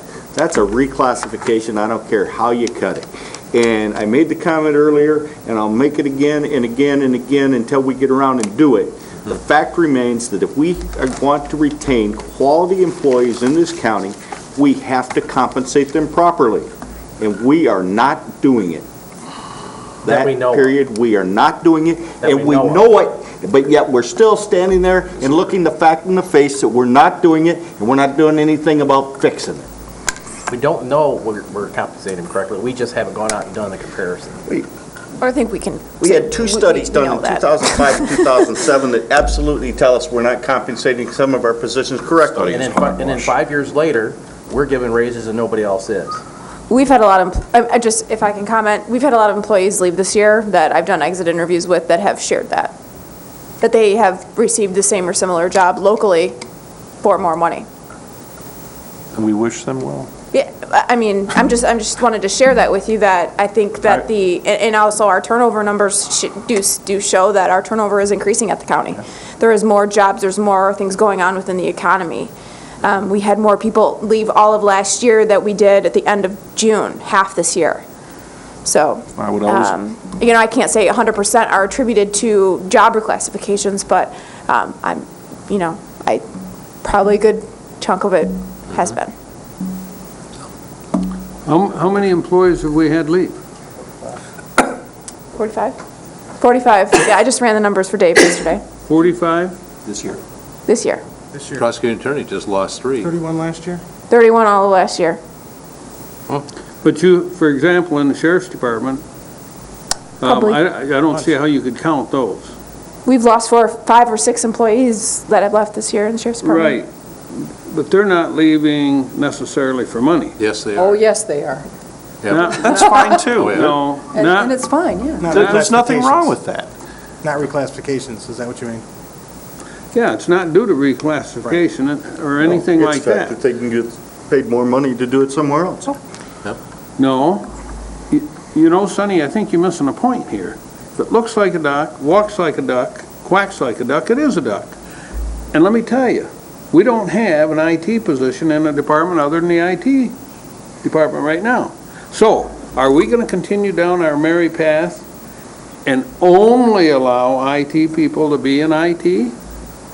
You know, based on what you're saying, we would tell Dawn, Sheehan gets her for half a FTE, and you get her for No, half. that's not my motion. My motion is to approve the proposal as outlined by the friend of the court. I know, but you call it a reclassification, and I it is. disagree with you. Well, I think what Sonny was saying is, it doesn't matter what you call it, it's a reclassification. I mean, you can paint it Call it any which anything way you you want. want to, but it is what it is. It goes back to you. If it walks like a duck and talks like a duck, it's a duck, Larry. I mean, you know. No, you got a new position created in a department other than the IT department that is an IT position. No, the position through necessity and through what this board has done, saying, yeah, we want to have a paperless court, we think it's a great idea. We've invested a ton of money in this whole, record-keeping system that's digitized instead of, in paper files, and we haven't provided, the support behind it to say, these people's jobs have changed, they're harder and trickier in some cases than they are. It's more efficient, we hope, but the point is that that's what happened. Friend of the court had an issue. They dealt with the problem by taking somebody who was an account tech, and she started to teach herself how to do this job, and evidently has done that quite successfully. And now we're saying, well, we said we aren't going to reclassify, so we don't want to, we don't think we should pay her any more money. Anyway, we have a motion. We could talk about, like Sonny said, we could talk about this for another hour if we wanted to. One quick little Go ahead. thing, whether we like it or not, we're going to have to go through the reclassification program. I agree. We're way past it. Anyway, does anybody want to hear the motion again? It's been a while. The motion is is what's to on the paper right approve here. the proposal as outlined by the friend of the court. Okay, Without the word reclassification. okay. We'll do it by roll call, please. Commissioner Fleece, Yes. Wheelock, Yes. Gilman, No. Inman, Yes. Henschel, Yes. Lemkool, Yes. Thomas, Yep. Max Bauer, No. Chairman Richardson. Yes. I'd Thank say you it's a very new much. position. That's my last statement. Thank you. Thank you all very much. Before Dawn leaves, I'd just like to say thank you, Dawn, for coming to the DHS meeting. You were very informative and very appreciative that you came in and talked to them, and they made the comment they learned something that they didn't know. So we appreciate you coming in and talking to them. I'm glad that was, they felt that way. Don, thanks for taking care of your Oh, staff. thank you very much, I appreciate it. Esther? Esther, keep an eye on her, would you please? I will do that. That works both ways. She's the best thing that ever happened to me. And we'd like to dismiss the jury. Dawn, just to let you know, we miss her from where she was at before. Okay, that brings us to the administrator's report. And before we start with you, Dave, I think we have not commented on the what is now being referred to as the dam incident last Saturday, where we had a bit of a meltdown in the Brown Bridge Dam, and some of us did go out to the scene on Saturday to see what was going on. And personally, I would like to say that, first of all, Dan Scott and our emergency management team did a great job of handling the crisis, of bringing in the various fire departments and the sheriff's office, and even the construction workers on the site pretty much got right on it and worked very hard to minimize the damage and so forth. So certainly, real shout out to those folks who are dealing with this, this real and very time-sensitive emergency. And Larry, did you have some comments? Yeah, I just wanted I thought it was appropriate for us to have just a few minutes to express our appreciation and/or thoughts with regard to what happened last Saturday. As chairman, obviously, I got the first call from Commissioner Gilman because he got a heads up that there was something going on at the Brown Bridge, and then wasn't 1 second later, I got a call from emergency management and briefed me that they thought there was going to be a serious problem, And about 5 minutes later, I got a call from Dan Scott, said, this is serious. I'm recommending we declare a county emergency, and this is why. I agreed with his recommendation and analysis, and that set into forth everything that you saw. And I'd like to thank Dan Scott, the emergency management team, the first responders, Grand Traverse, the fire departments, and the adjoining fire departments for assisting the residents of the county in dealing with this issue. The engineer firm, everybody that got there and assessed it and started coordinating the repair on it. I thank them for their quick and professional services. I also want to send out a message of sympathy to those folks that were impacted by the flood and being separated by their home, and then again being returned and seeing this damage. It's a difficult process to go through if you're a homeowner, and that we hope that the claims and the repairs will go swiftly and in terms of time frame, and everyone gets settled out in a timely manner. But our thoughts are with those folks that got damaged and may have lost a part of their house or part of their property damage, which will take probably years to repair and to come back to some kind of normal sense. So our hearts go out to those folks as well. Commissioner Goen? I spent a better part of Saturday watching for debris. Easy job sitting, listening to the football and the occasional break for an update from TCM or what have you at the Boardman Dam. I should note that we had a couple of county workers out who were salaried, but would not normally have been on the clock at the time. They were out working, making sure that George Champlin. I wrote the name down. I'd like to make sure he's at least recognized for putting the extra time that he put in. He ran quite late in his time, essentially volunteer time, but of course, serving the county. In the process of getting the situation under control, I should also note, and I talked to some people who were around. We should give thanks, that we have great businesses like Alpers and Elmer's who also pitched in to help Mullen get this thing under control when it seemed like it wasn't going to be gotten under control. They were able to move a lot of dirt and a lot of stones and a lot of scrap concrete to stem what could have been a really bad situation. I'll tell you, I went out Sunday, did some looks at the bridges along there, some private bridges, and of course the trestle and the other bridges, and it doesn't look like we're in really bad shape, fortunately. It could have been worse, again, if the water would have been worse. Unfortunately, there is property damage, and there is damage that is as yet to be identified. That river might well, given the time of year this happened, this is spawning time. We're right around the time when the spawning happens.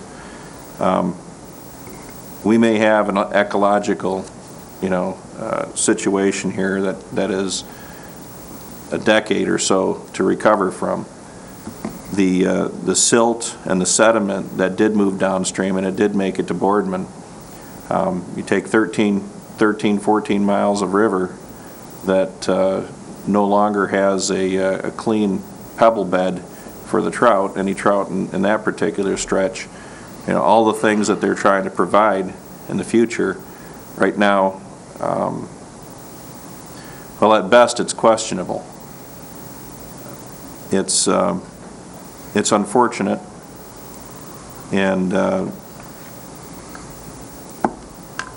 I just hope that we look at this before we go any further with these additional removals, and we pay heed to the unanswered questions that were asked.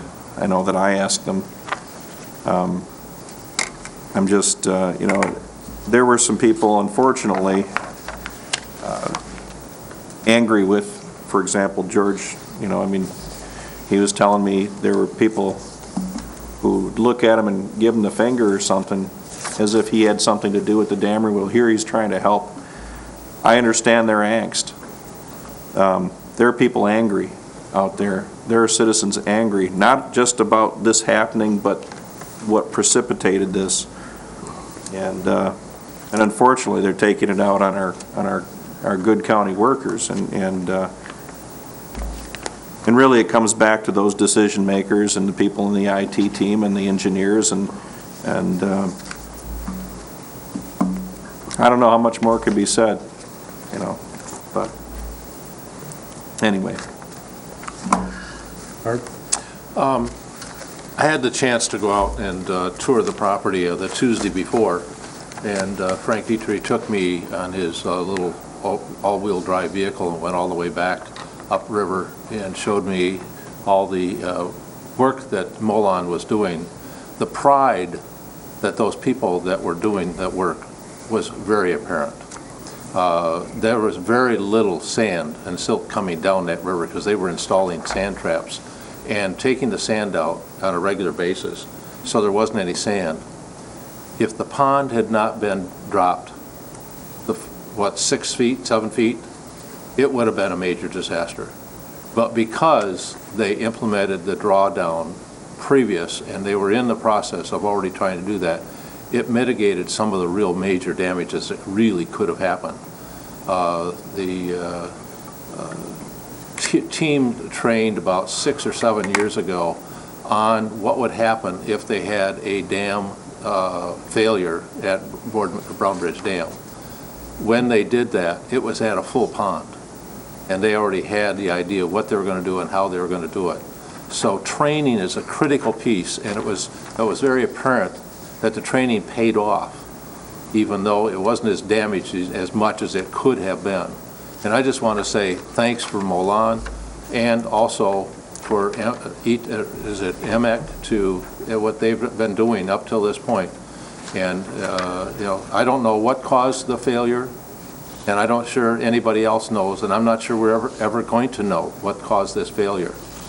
But the workers out there were very prideful in what they were doing, and they felt a sense of accomplishment, and their feelings of failure is apparent because they all feel that they were part of the failure of this. And I just want to go out and say thank you to them for all the work and what they did accomplish up to that point, and I appreciate everything they've done. Mr. Maxwell? I was out there Saturday afternoon, and I was speaking with Sheriff Bensley, and I spoke with Under Sheriff Nate Alger, and I was watching everyone doing their work, and I was staying out of their way. Nate was telling me that they do have plans for a breach in the dams, and they were prepared, and Metro Fire was prepared, and the Michigan State Police were there closing roads and assisting. It was a quality team effort. Commissioner Fleets? Oh, I'm sorry. Anybody else have anything they want to add? Okay. Should we send a letter to all the property owners, expressing our concern, and we hope that everything will be going along? They've got a letter from the hotline, implementation they've team. made contact with the emergency management department. But I think it's important that we recognize their pain also, because it was, I think Larry made it very plain that we're sorry for what's happened, and we really want to make sure everything gets cleaned up as quickly as we can. Yeah. Okay. I'm sorry. Go ahead. I'm sorry. I do have a question, and I haven't heard. When I was out there, Nate was showing me how the water was going under the road, and it appeared that it was washing the culvert out from under the road. There's these great big tubes, and water was, yeah. Those are culverts. Do we know in what shape those roads are in? Yeah, that's part of the assessment process downstream now. Okay. There's a 4-page summary that they distributed, and this was This was distributed at 4 o'clock this afternoon, and it's on your desk. And the last page is a letter that's going out to all the property owners that was approved, and changes had to be into it by 4 o'clock this afternoon, and then it was going. So if you look at the last sections where they talk about assessment of various things, that's one of the big issues. And one of the big issues is the airport road culverts. Yeah. Those aren't big enough. And that might be one of those areas that we may be able to get some grant funding to help ameliorate that problem. There's some funding coming out in advance of the flood risk map study that's about to FEMA be foisted upon us.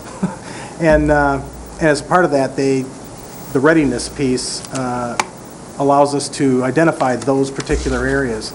We might be able to get some grant funding to help take care of some of those problems. Commissioner Gilman. I should note, one of the things that they were able to do up at the site by Sunday, in fact, they were just finishing off when Chairman Inman and myself were up there, they were able to at least successfully set up a kind of a settling pond to keep any additional sediment or suspended particulate from going downstream too much. It was capture most of that. It was kind of an impromptu engineering feat. They actually had to build out away from the dam a little bit, but it seemed to do the trick pretty nice. I might add that, the Road Commission has went out and has taken a look at all the roads, and they've also looked at all the Bridges. the private bridges, yeah. Walking and car bridges, to see, if their integrity's been compromised. Okay. And they're doing their best to make sure that everybody's safe, so. All righty. All right. Okay. Good, thanks. Dave, I guess you have the floor. There's a note in your packet from Chris regarding the ad hoc committees that have been formed. It's on page 60. The first ad hoc committee, it says that it's pretty much all set. The interviews have been set for those for aging, Beta, Brownfields, Parks and Rec, and Central Dispatch appointments. The second ad hoc committee, however, they're still searching for qualified applicants. Gene Dorenzi is working on the EDC vacancies. John Syke is working on the Planning Commission vacancies. And hopefully they'll have some candidates for you to get started on your interview process and be able to set the interviews up. Ad hoc committee's meeting the 30th. The first one? Yep, at 9 o'clock, 9 to 12. That's if she gets, the interviewees are able to attend. No, we're talking about the first one. It's We're talking about ad tentatively hoc set. committee number 1. I know, it's tentatively set, Yeah. exactly what you said. Yeah. But if the people we're going to interview yeah. can't come, then Yeah. it'd be pointless. Change it, okay. Sometimes morning is not the best time for, Okay, sometimes morning is not the best time for people who work for a living. Right. and I'm going to skip down to number 4 because it's more related to 1 and 2, and that is that we have vacancies occurring on the BPW and on Central Dispatch, and you may want to add to these committees, add one or both to the two Well, Central ad hoc Dispatch committees has that are already there. been assigned to ad hoc committee number 1. So the only one that isn't there is Board of Public Works. So why don't we put that on ad hoc number 2 then? On number 2? Yeah. BPW? Okay, that's fine. Okay, that's fine. Very good. And number 3 on that page talks about the Road Commission appointment. You currently have 4 or 5 applicants. I'm not sure why it's 4 or 5. You could have 4 or 5. Because one of them's already on 2 boards. Okay, well, that explains that. So I think Chris is looking for some direction on that. And that is Maitland's position, who will have 12 years in, and so we need He's to fill that term by- limited. Yeah, we need to fill that by the end of the year. And if you could pass on to Chris, save me a phone call, we're going to be looking in the northeast quadrant of the county, preferably for applicants, because that would give us some equal representation. And Maitland's from Acme Township presently. You already But have one. Whitewater, Union, We have one from Fife Lake, right? Fife Lake Township, Green Lake, Blair, And Garfield. Garfield. and Garfield, yeah. Okay. But we don't have anybody, once Maitland's gone, from the northeast corner. So that would be the preference. Northern half of the county. Basically, the whole northern half of the county. Yeah. Southern. No, north, You it'd could be say Whitewater, Acme, Union, East Bay. East Bay. Peninsula. Peninsula. Bay, Acme, something like that. Yeah, Acme. Okay. All right. All right. So does she want to, typically those are, depending on the number of applicants, if there are 5 of them, depending on the length, like our meetings typically now running 2 hours, 2.5 hours. We've just set up a special board meeting. That's what we've done in the past, the interview for the board. So could she doodle out some dates, and I'll call her up tomorrow and see what's available for the commissioners on an open date? Do we want I to do don't think that we need to hurry this along. No. Because, I'm thinking in November we have. I'm thinking December. yeah, maybe the last part of November, first part of For December December, would be that's what I was appropriate. And that thinking. gives more time for More time for applicants. Yeah. Yeah, more time for applicants. Yeah. Okay. And I think we need to get the word out somehow. And she advertises, well, I'll have to ask her if she's got that I haven't heard advertised. any controversy out in the public at all, though, about it. Nobody's asked me anything, and No. boy, the last 2 times, that wasn't the way it was. No. 2 times No. ago was ugly. No. Over 36 applicants. Geez. Okay. Time before the last time we interviewed 36 applicants. Exactly. Right. All right. I remember the night distinctly. Right. That is The 2 nights. Okay. The Administrator Control Report, you've got a report from me. I just wanted to touch on a couple items, I don't want to take too much time.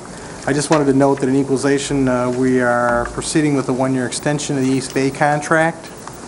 If you have feelings about that you don't think we should continue to do that, or you think we ought to do it a different way, then you might want to let me know that, because we're going to move forward to If you have any them question, into I don't believe place. the county should be devolved in township equal assessing. Assessing? It's pretty much on its own in this. Dave, typically what we've done is we've brought that board, that item back to one of the committee of the holes for ratification, for a vote.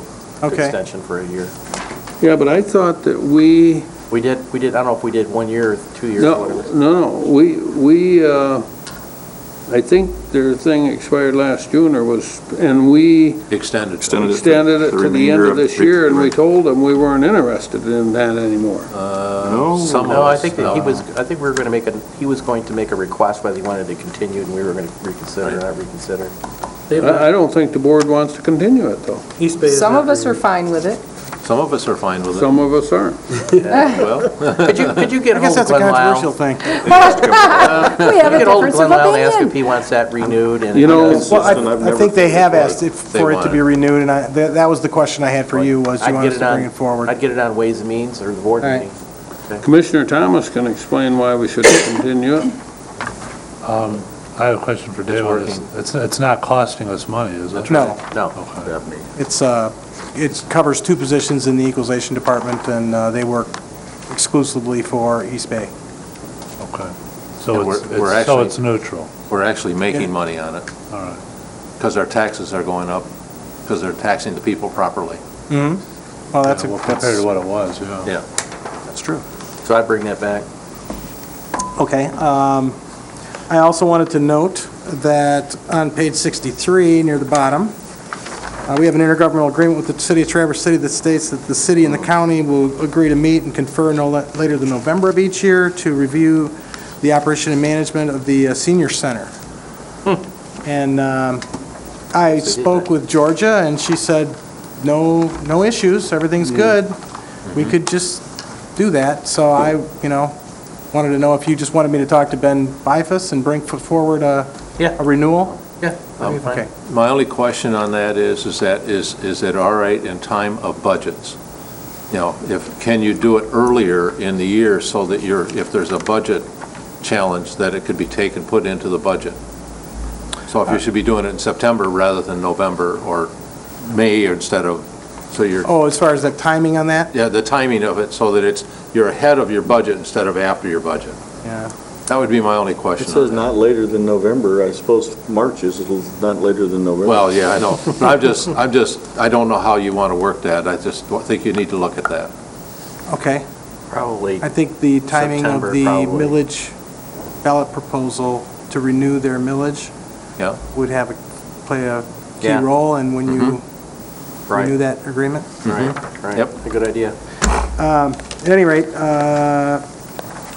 on the page 65, I just wanted to note that we are removing and shortening. We're putting in a shorter fence around the Civic Center, but some citizens have noticed that. We have worked with the residents in the area. They're very happy with what we have done, and we left a piece of the tall fence. We also are reusing the existing fence in the area around our facilities at the Civic Center, the facilities equipment, and we are saving some of it for future use, because apparently it's not made anymore like that. That's pretty heavy-duty fencing. Anyway, I just wanted to say that for the public's benefit. It looks great, by the way. Yeah, I just want to tell the board, I drove by there today, and I looked at it, and I went, wow, boy, does that look a lot nicer, cleaner. Yeah. It's not as... Just open and It just inviting. gives an open inviting. Yeah, I think it was a really does good look move. nice. You can thank Russ Clark for that. Yeah, that's a good He move. donated his time, and in return, we, the board, granted $15,000 for implementation, and the Parks Board asked Russ what he would like to see done first, and he said the fence. Yeah, that looks really sharp. Dave? On that fence. The Power Island hunting, is that open for archery only, or is it rifle as well? Well, you can't use a rifle until November 15th. Right. Right, but is it going to be open for rifle? I don't know. Do you know the answer to that? I believe it is going to be open for rifle I know they have hunting, a yes. seriously There was an article, I think it was overpopulated Yes. island right now. The Yeah. answer is yes. The article that was in the ticker the Yeah, it was other kind of day inconclusive about said, rifle. talked about the archery season, but did not talk about the firearm season. It said that would be evaluated at the end of the archery season. Okay. No, They it's got one day to evaluate it. Yeah. Because one Okay. closes one day and the Mr. other Benda? opens the next. Yes. I noticed that the Parks and Recreation, their strategic plan has been approved, but we haven't seen it. I think it had sent over by Jason by email. Did we see it? I thought it was sent over. I got it in my I've got email. a I copy, thought but you Yeah, we did, got it all. too. I don't know if he sent it to the entire board or not, but I can make sure that you get a copy. Could you? Yes. I will. Please? Yeah. And let's see, the jail population is down. The sheriff has decided to temporarily close our work release area and relocate those inmates inside the jail proper and redistribute inmates in what is called the 600 block or area to other parts of the general population. So until the jail population increases to a point where they can't keep their classifications separate anymore, we're going to have that closed down, which means we're going to have another 3.5 officers approximately in the jail, which will reduce the overtime and take the stress off the employees from having to work all that overtime, because they're not too thrilled with that. It takes up pressure off the budget. They have taken the one corrections officer position and put it in abeyance that they requested in the 2013 budget, and it will save the utilities and all those costs, of course. So fairly positive. It's a temporary move. It's not a permanent move, so. And that'll be good until that crime spree this next year. Right. Commissioner Henschel's crime spree. People up. So I feel that's very positive. And I also have attached, the last page of this has a committee, it basically is in the form that I am proposing to you, that when I put an administrative update together, I may attach something like this, that we are being asked by the Michigan Association of Counties, or it just happens to be in our best interest, that there's a piece of legislation out there that we want to support or oppose. It doesn't get into the details and put all the talking points down. All it does is basically lay out what it is and say we either are supporting it or opposing it so we can get it out quickly to our legislators. And if you are amenable to that, you could make a motion to approve these things or strike pieces of it, split the question or whatever, and then we could get those letters sent out tomorrow. Mr. Chairman?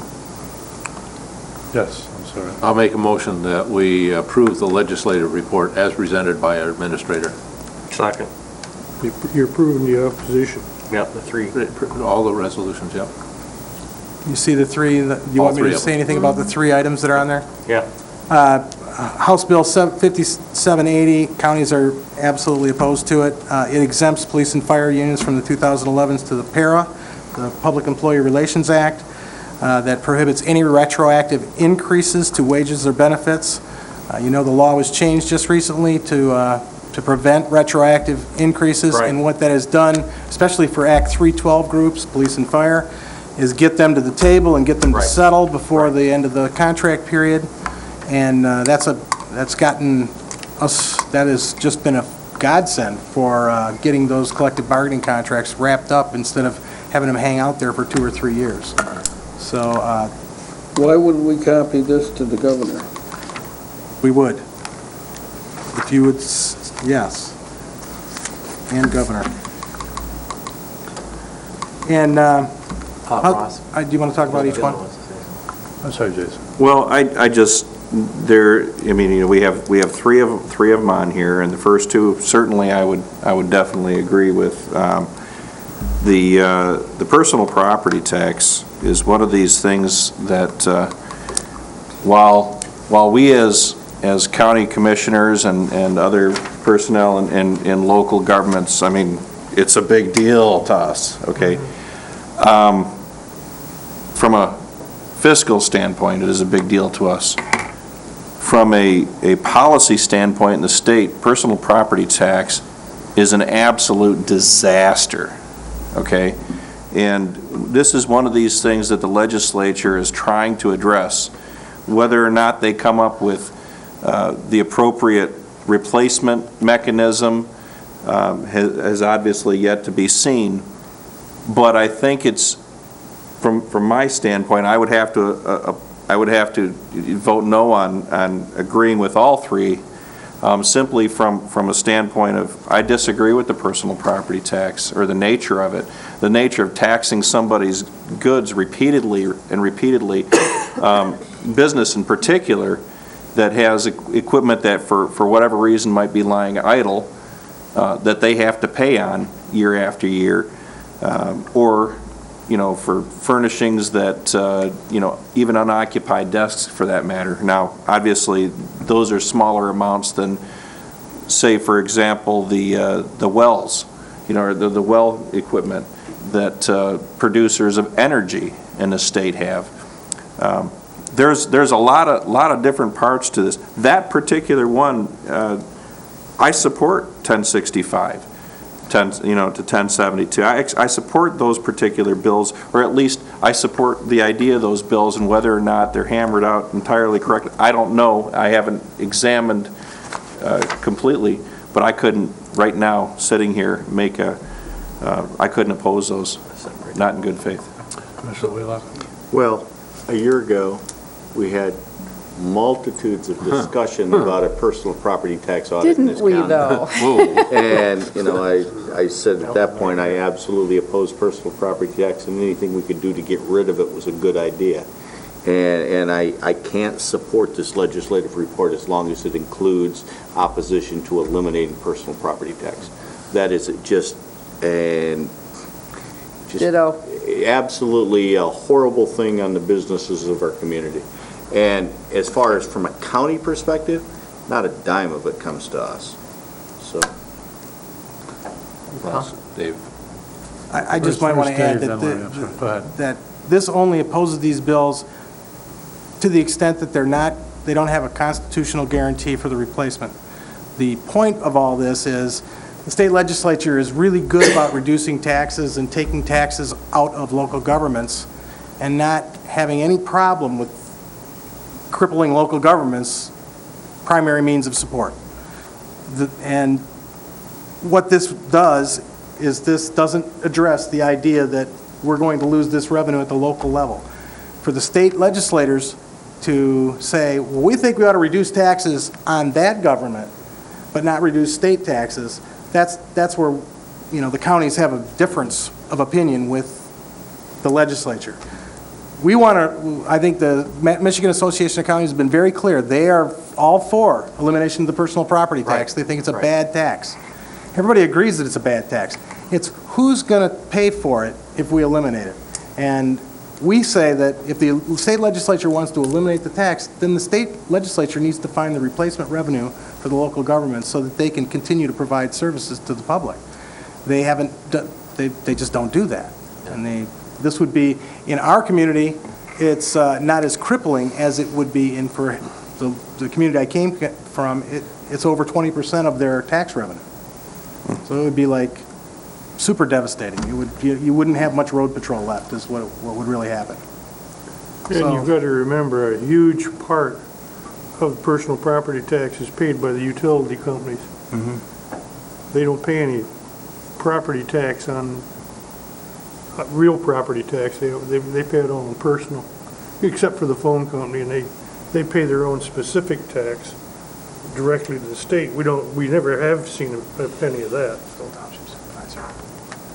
Well, I just, again, until I look at what these bills say and what they suggest as a replacement, I don't have that in front of me. I don't have that bill in front of me. The overwhelming, the statement, the Act 312 stuff is a lot clearer to me. The ability for the state to take over indigent defense and just send us a bill, whatever they think is appropriate, that's very clear to me. But this other involves a number of, obviously it involves a number of bills. And again, I would maybe perhaps we send a cautionary, we suggest that we're concerned, and they know we're concerned, but maybe we send something that says we're concerned, but just to outright oppose it, I can't do that. I also, were you calling on me? Yes, I was. Go Okay. ahead. I also oppose the personal property tax. I think it is, it needs to be, that it has to stop. So I do oppose the first two legislative pieces, House Bill 5780 and House Bill 5804. If you'll take them individually, that's fine. But I don't necessarily oppose the Senate bill that eliminates personal property tax. Commissioner Thomas? Yeah, could we split these up, Sure. all three of them? I've got a meeting at 9 o'clock in the morning, I'd like to make it. Yeah. I'll change my motion that we oppose House Bill 5780 and 5804. Support. Who was the seconder on? You're okay? You were okay with that? And the other one was withdrawn. All right, everybody understand the motion? All in favor? Aye. Aye. Any opposed? Okay, motion carries. I did have one question for you, Dave. Mm-hmm. Not to prolong the meeting, Dick, I know. But on page 62 under Human Resources, you're talking about a 9.5% increase in health insurance? Yes. That was what the rates were projected to be. And that's what you put in the budget. And you've covered that in the budget? We put 10 in the budget. Okay. All right, thank you. That's all. Is there a way to redo the opposition to the personal property tax? Can we ask Dave to come back with a little more information for us? No, just ask for another vote. Sure, I will. Because I think we all agree that we need to oppose personal property tax. It's just how it's done. Yeah, and I think Mac's been very clear. We oppose the personal property tax. Right. We'd love to get rid of it, but we don't want a legislative guarantee. We want a constitutional guarantee that you will replace the funding. Yeah, we've already had enough of the legislative guarantees. Revenue sharing. We've had plenty of experience with how they do that. Yeah. Each of the How they keep their townships promises on in that the one. state of Michigan all have to appoint a receiving board for all the ballots, which is two or four more positions for each election. And every board has to have a receiving board to receive all the ballots. They go through and check to make sure everything is done correctly, and then it's brought down to the county. Yeah, but they don't have to do that. That is. No, it's part of the law. It's an unfunded state unfunded. mandate. I agree. Period. It is. They But- can And the townships use extra can- workers they've already got. Yeah, but some of them are adding more and adding additional Well, time, they so, don't have but to. it's just, that's an unfunded mandate. Well- And this is what the legislature has done to us, Yeah. and they've situated. And nobody wants to break the law. Send an invoice. Even if it's unfunded and, there's some. Especially now that we're going to have prosecutions. Send an invoice and a collector. But what's really gonna happen is all your data is going to be later. You're not gonna have instant data coming into the county like we had before. It's all gonna be later. David, did you have anything else, or? Oh, I'm all set, thank you. Okay. So that brings us to unfinished business, and the only item on that is the conflict of interest Commissioner Gilman has with some video Chairman, I monitoring would equipment. move to acknowledge and authorize the sale of jail observation equipment from Mr. Gilman's company to Grand Traverse County Jail. Second. All right, so, motion by Wheelock, second by Inman. Any discussion? By roll call, please. Commissioner Wheelock? Yes, ma'am. Gilman? Abstain. Inman? Yes. Henschel? Yes. Lemkool? Yes. Thomas? Yep. Max Bauer? I suppose. I suppose. Please. Yes. Chairman Richardson? Yes. Okay. Okay, that brings us to new business. I guess there is none. Second public comment. We seem to have lost our public, so I guess we'll be We wore them down, they left. Left the gate open. Commissioner committee reports. Just one thing to note. Peninsula Township last night decided not to sign on the dotted line yet for their particular share. After Septic treatment facility the septic loan. treatment facility loan. You mean Elmwood is also declined. You mean the purchase of the... Guess what? Yeah. The Well- purchase of the bonds. Peninsula is now wondering why they didn't buy in for the full amount. That's the question Why now. didn't buy in? Well, For the investment. For their part of the investment, where Acme picked up part of their investment, well, now they're concerned that they're very confused. They're so confused, I was beginning to get confused at the end, but ultimately, so they're trying to find out what their options are at this point, and if you haven't heard from them already, I'd be surprised. Yeah, well, John Axe has been in contact with their attorney to see if they can work it all out, and we're hoping they can. I mean, right now, it's no big deal for Peninsula Township to pay the whole amount and not take a loan from another township or anything like that. That's fine. Elmwood Township's another question. I think his issues we all remember what his issues were, and I think those are coming back up and getting mixed in with the rest of the questions. So John Axe is talking with their attorney, and hopefully we'll get it taken care of. Okay. Yes, Larry. Just to remind the commissioners that typically in the first week of November, the chairman, vice chairman get together and we mail out the performance evaluation for the county administrator. So we would have that available at the December meeting and have just a summary of the evaluations by all the commissioners and whatever comments or remarks that we can extend to Dave. So I've got that focused in on my calendar.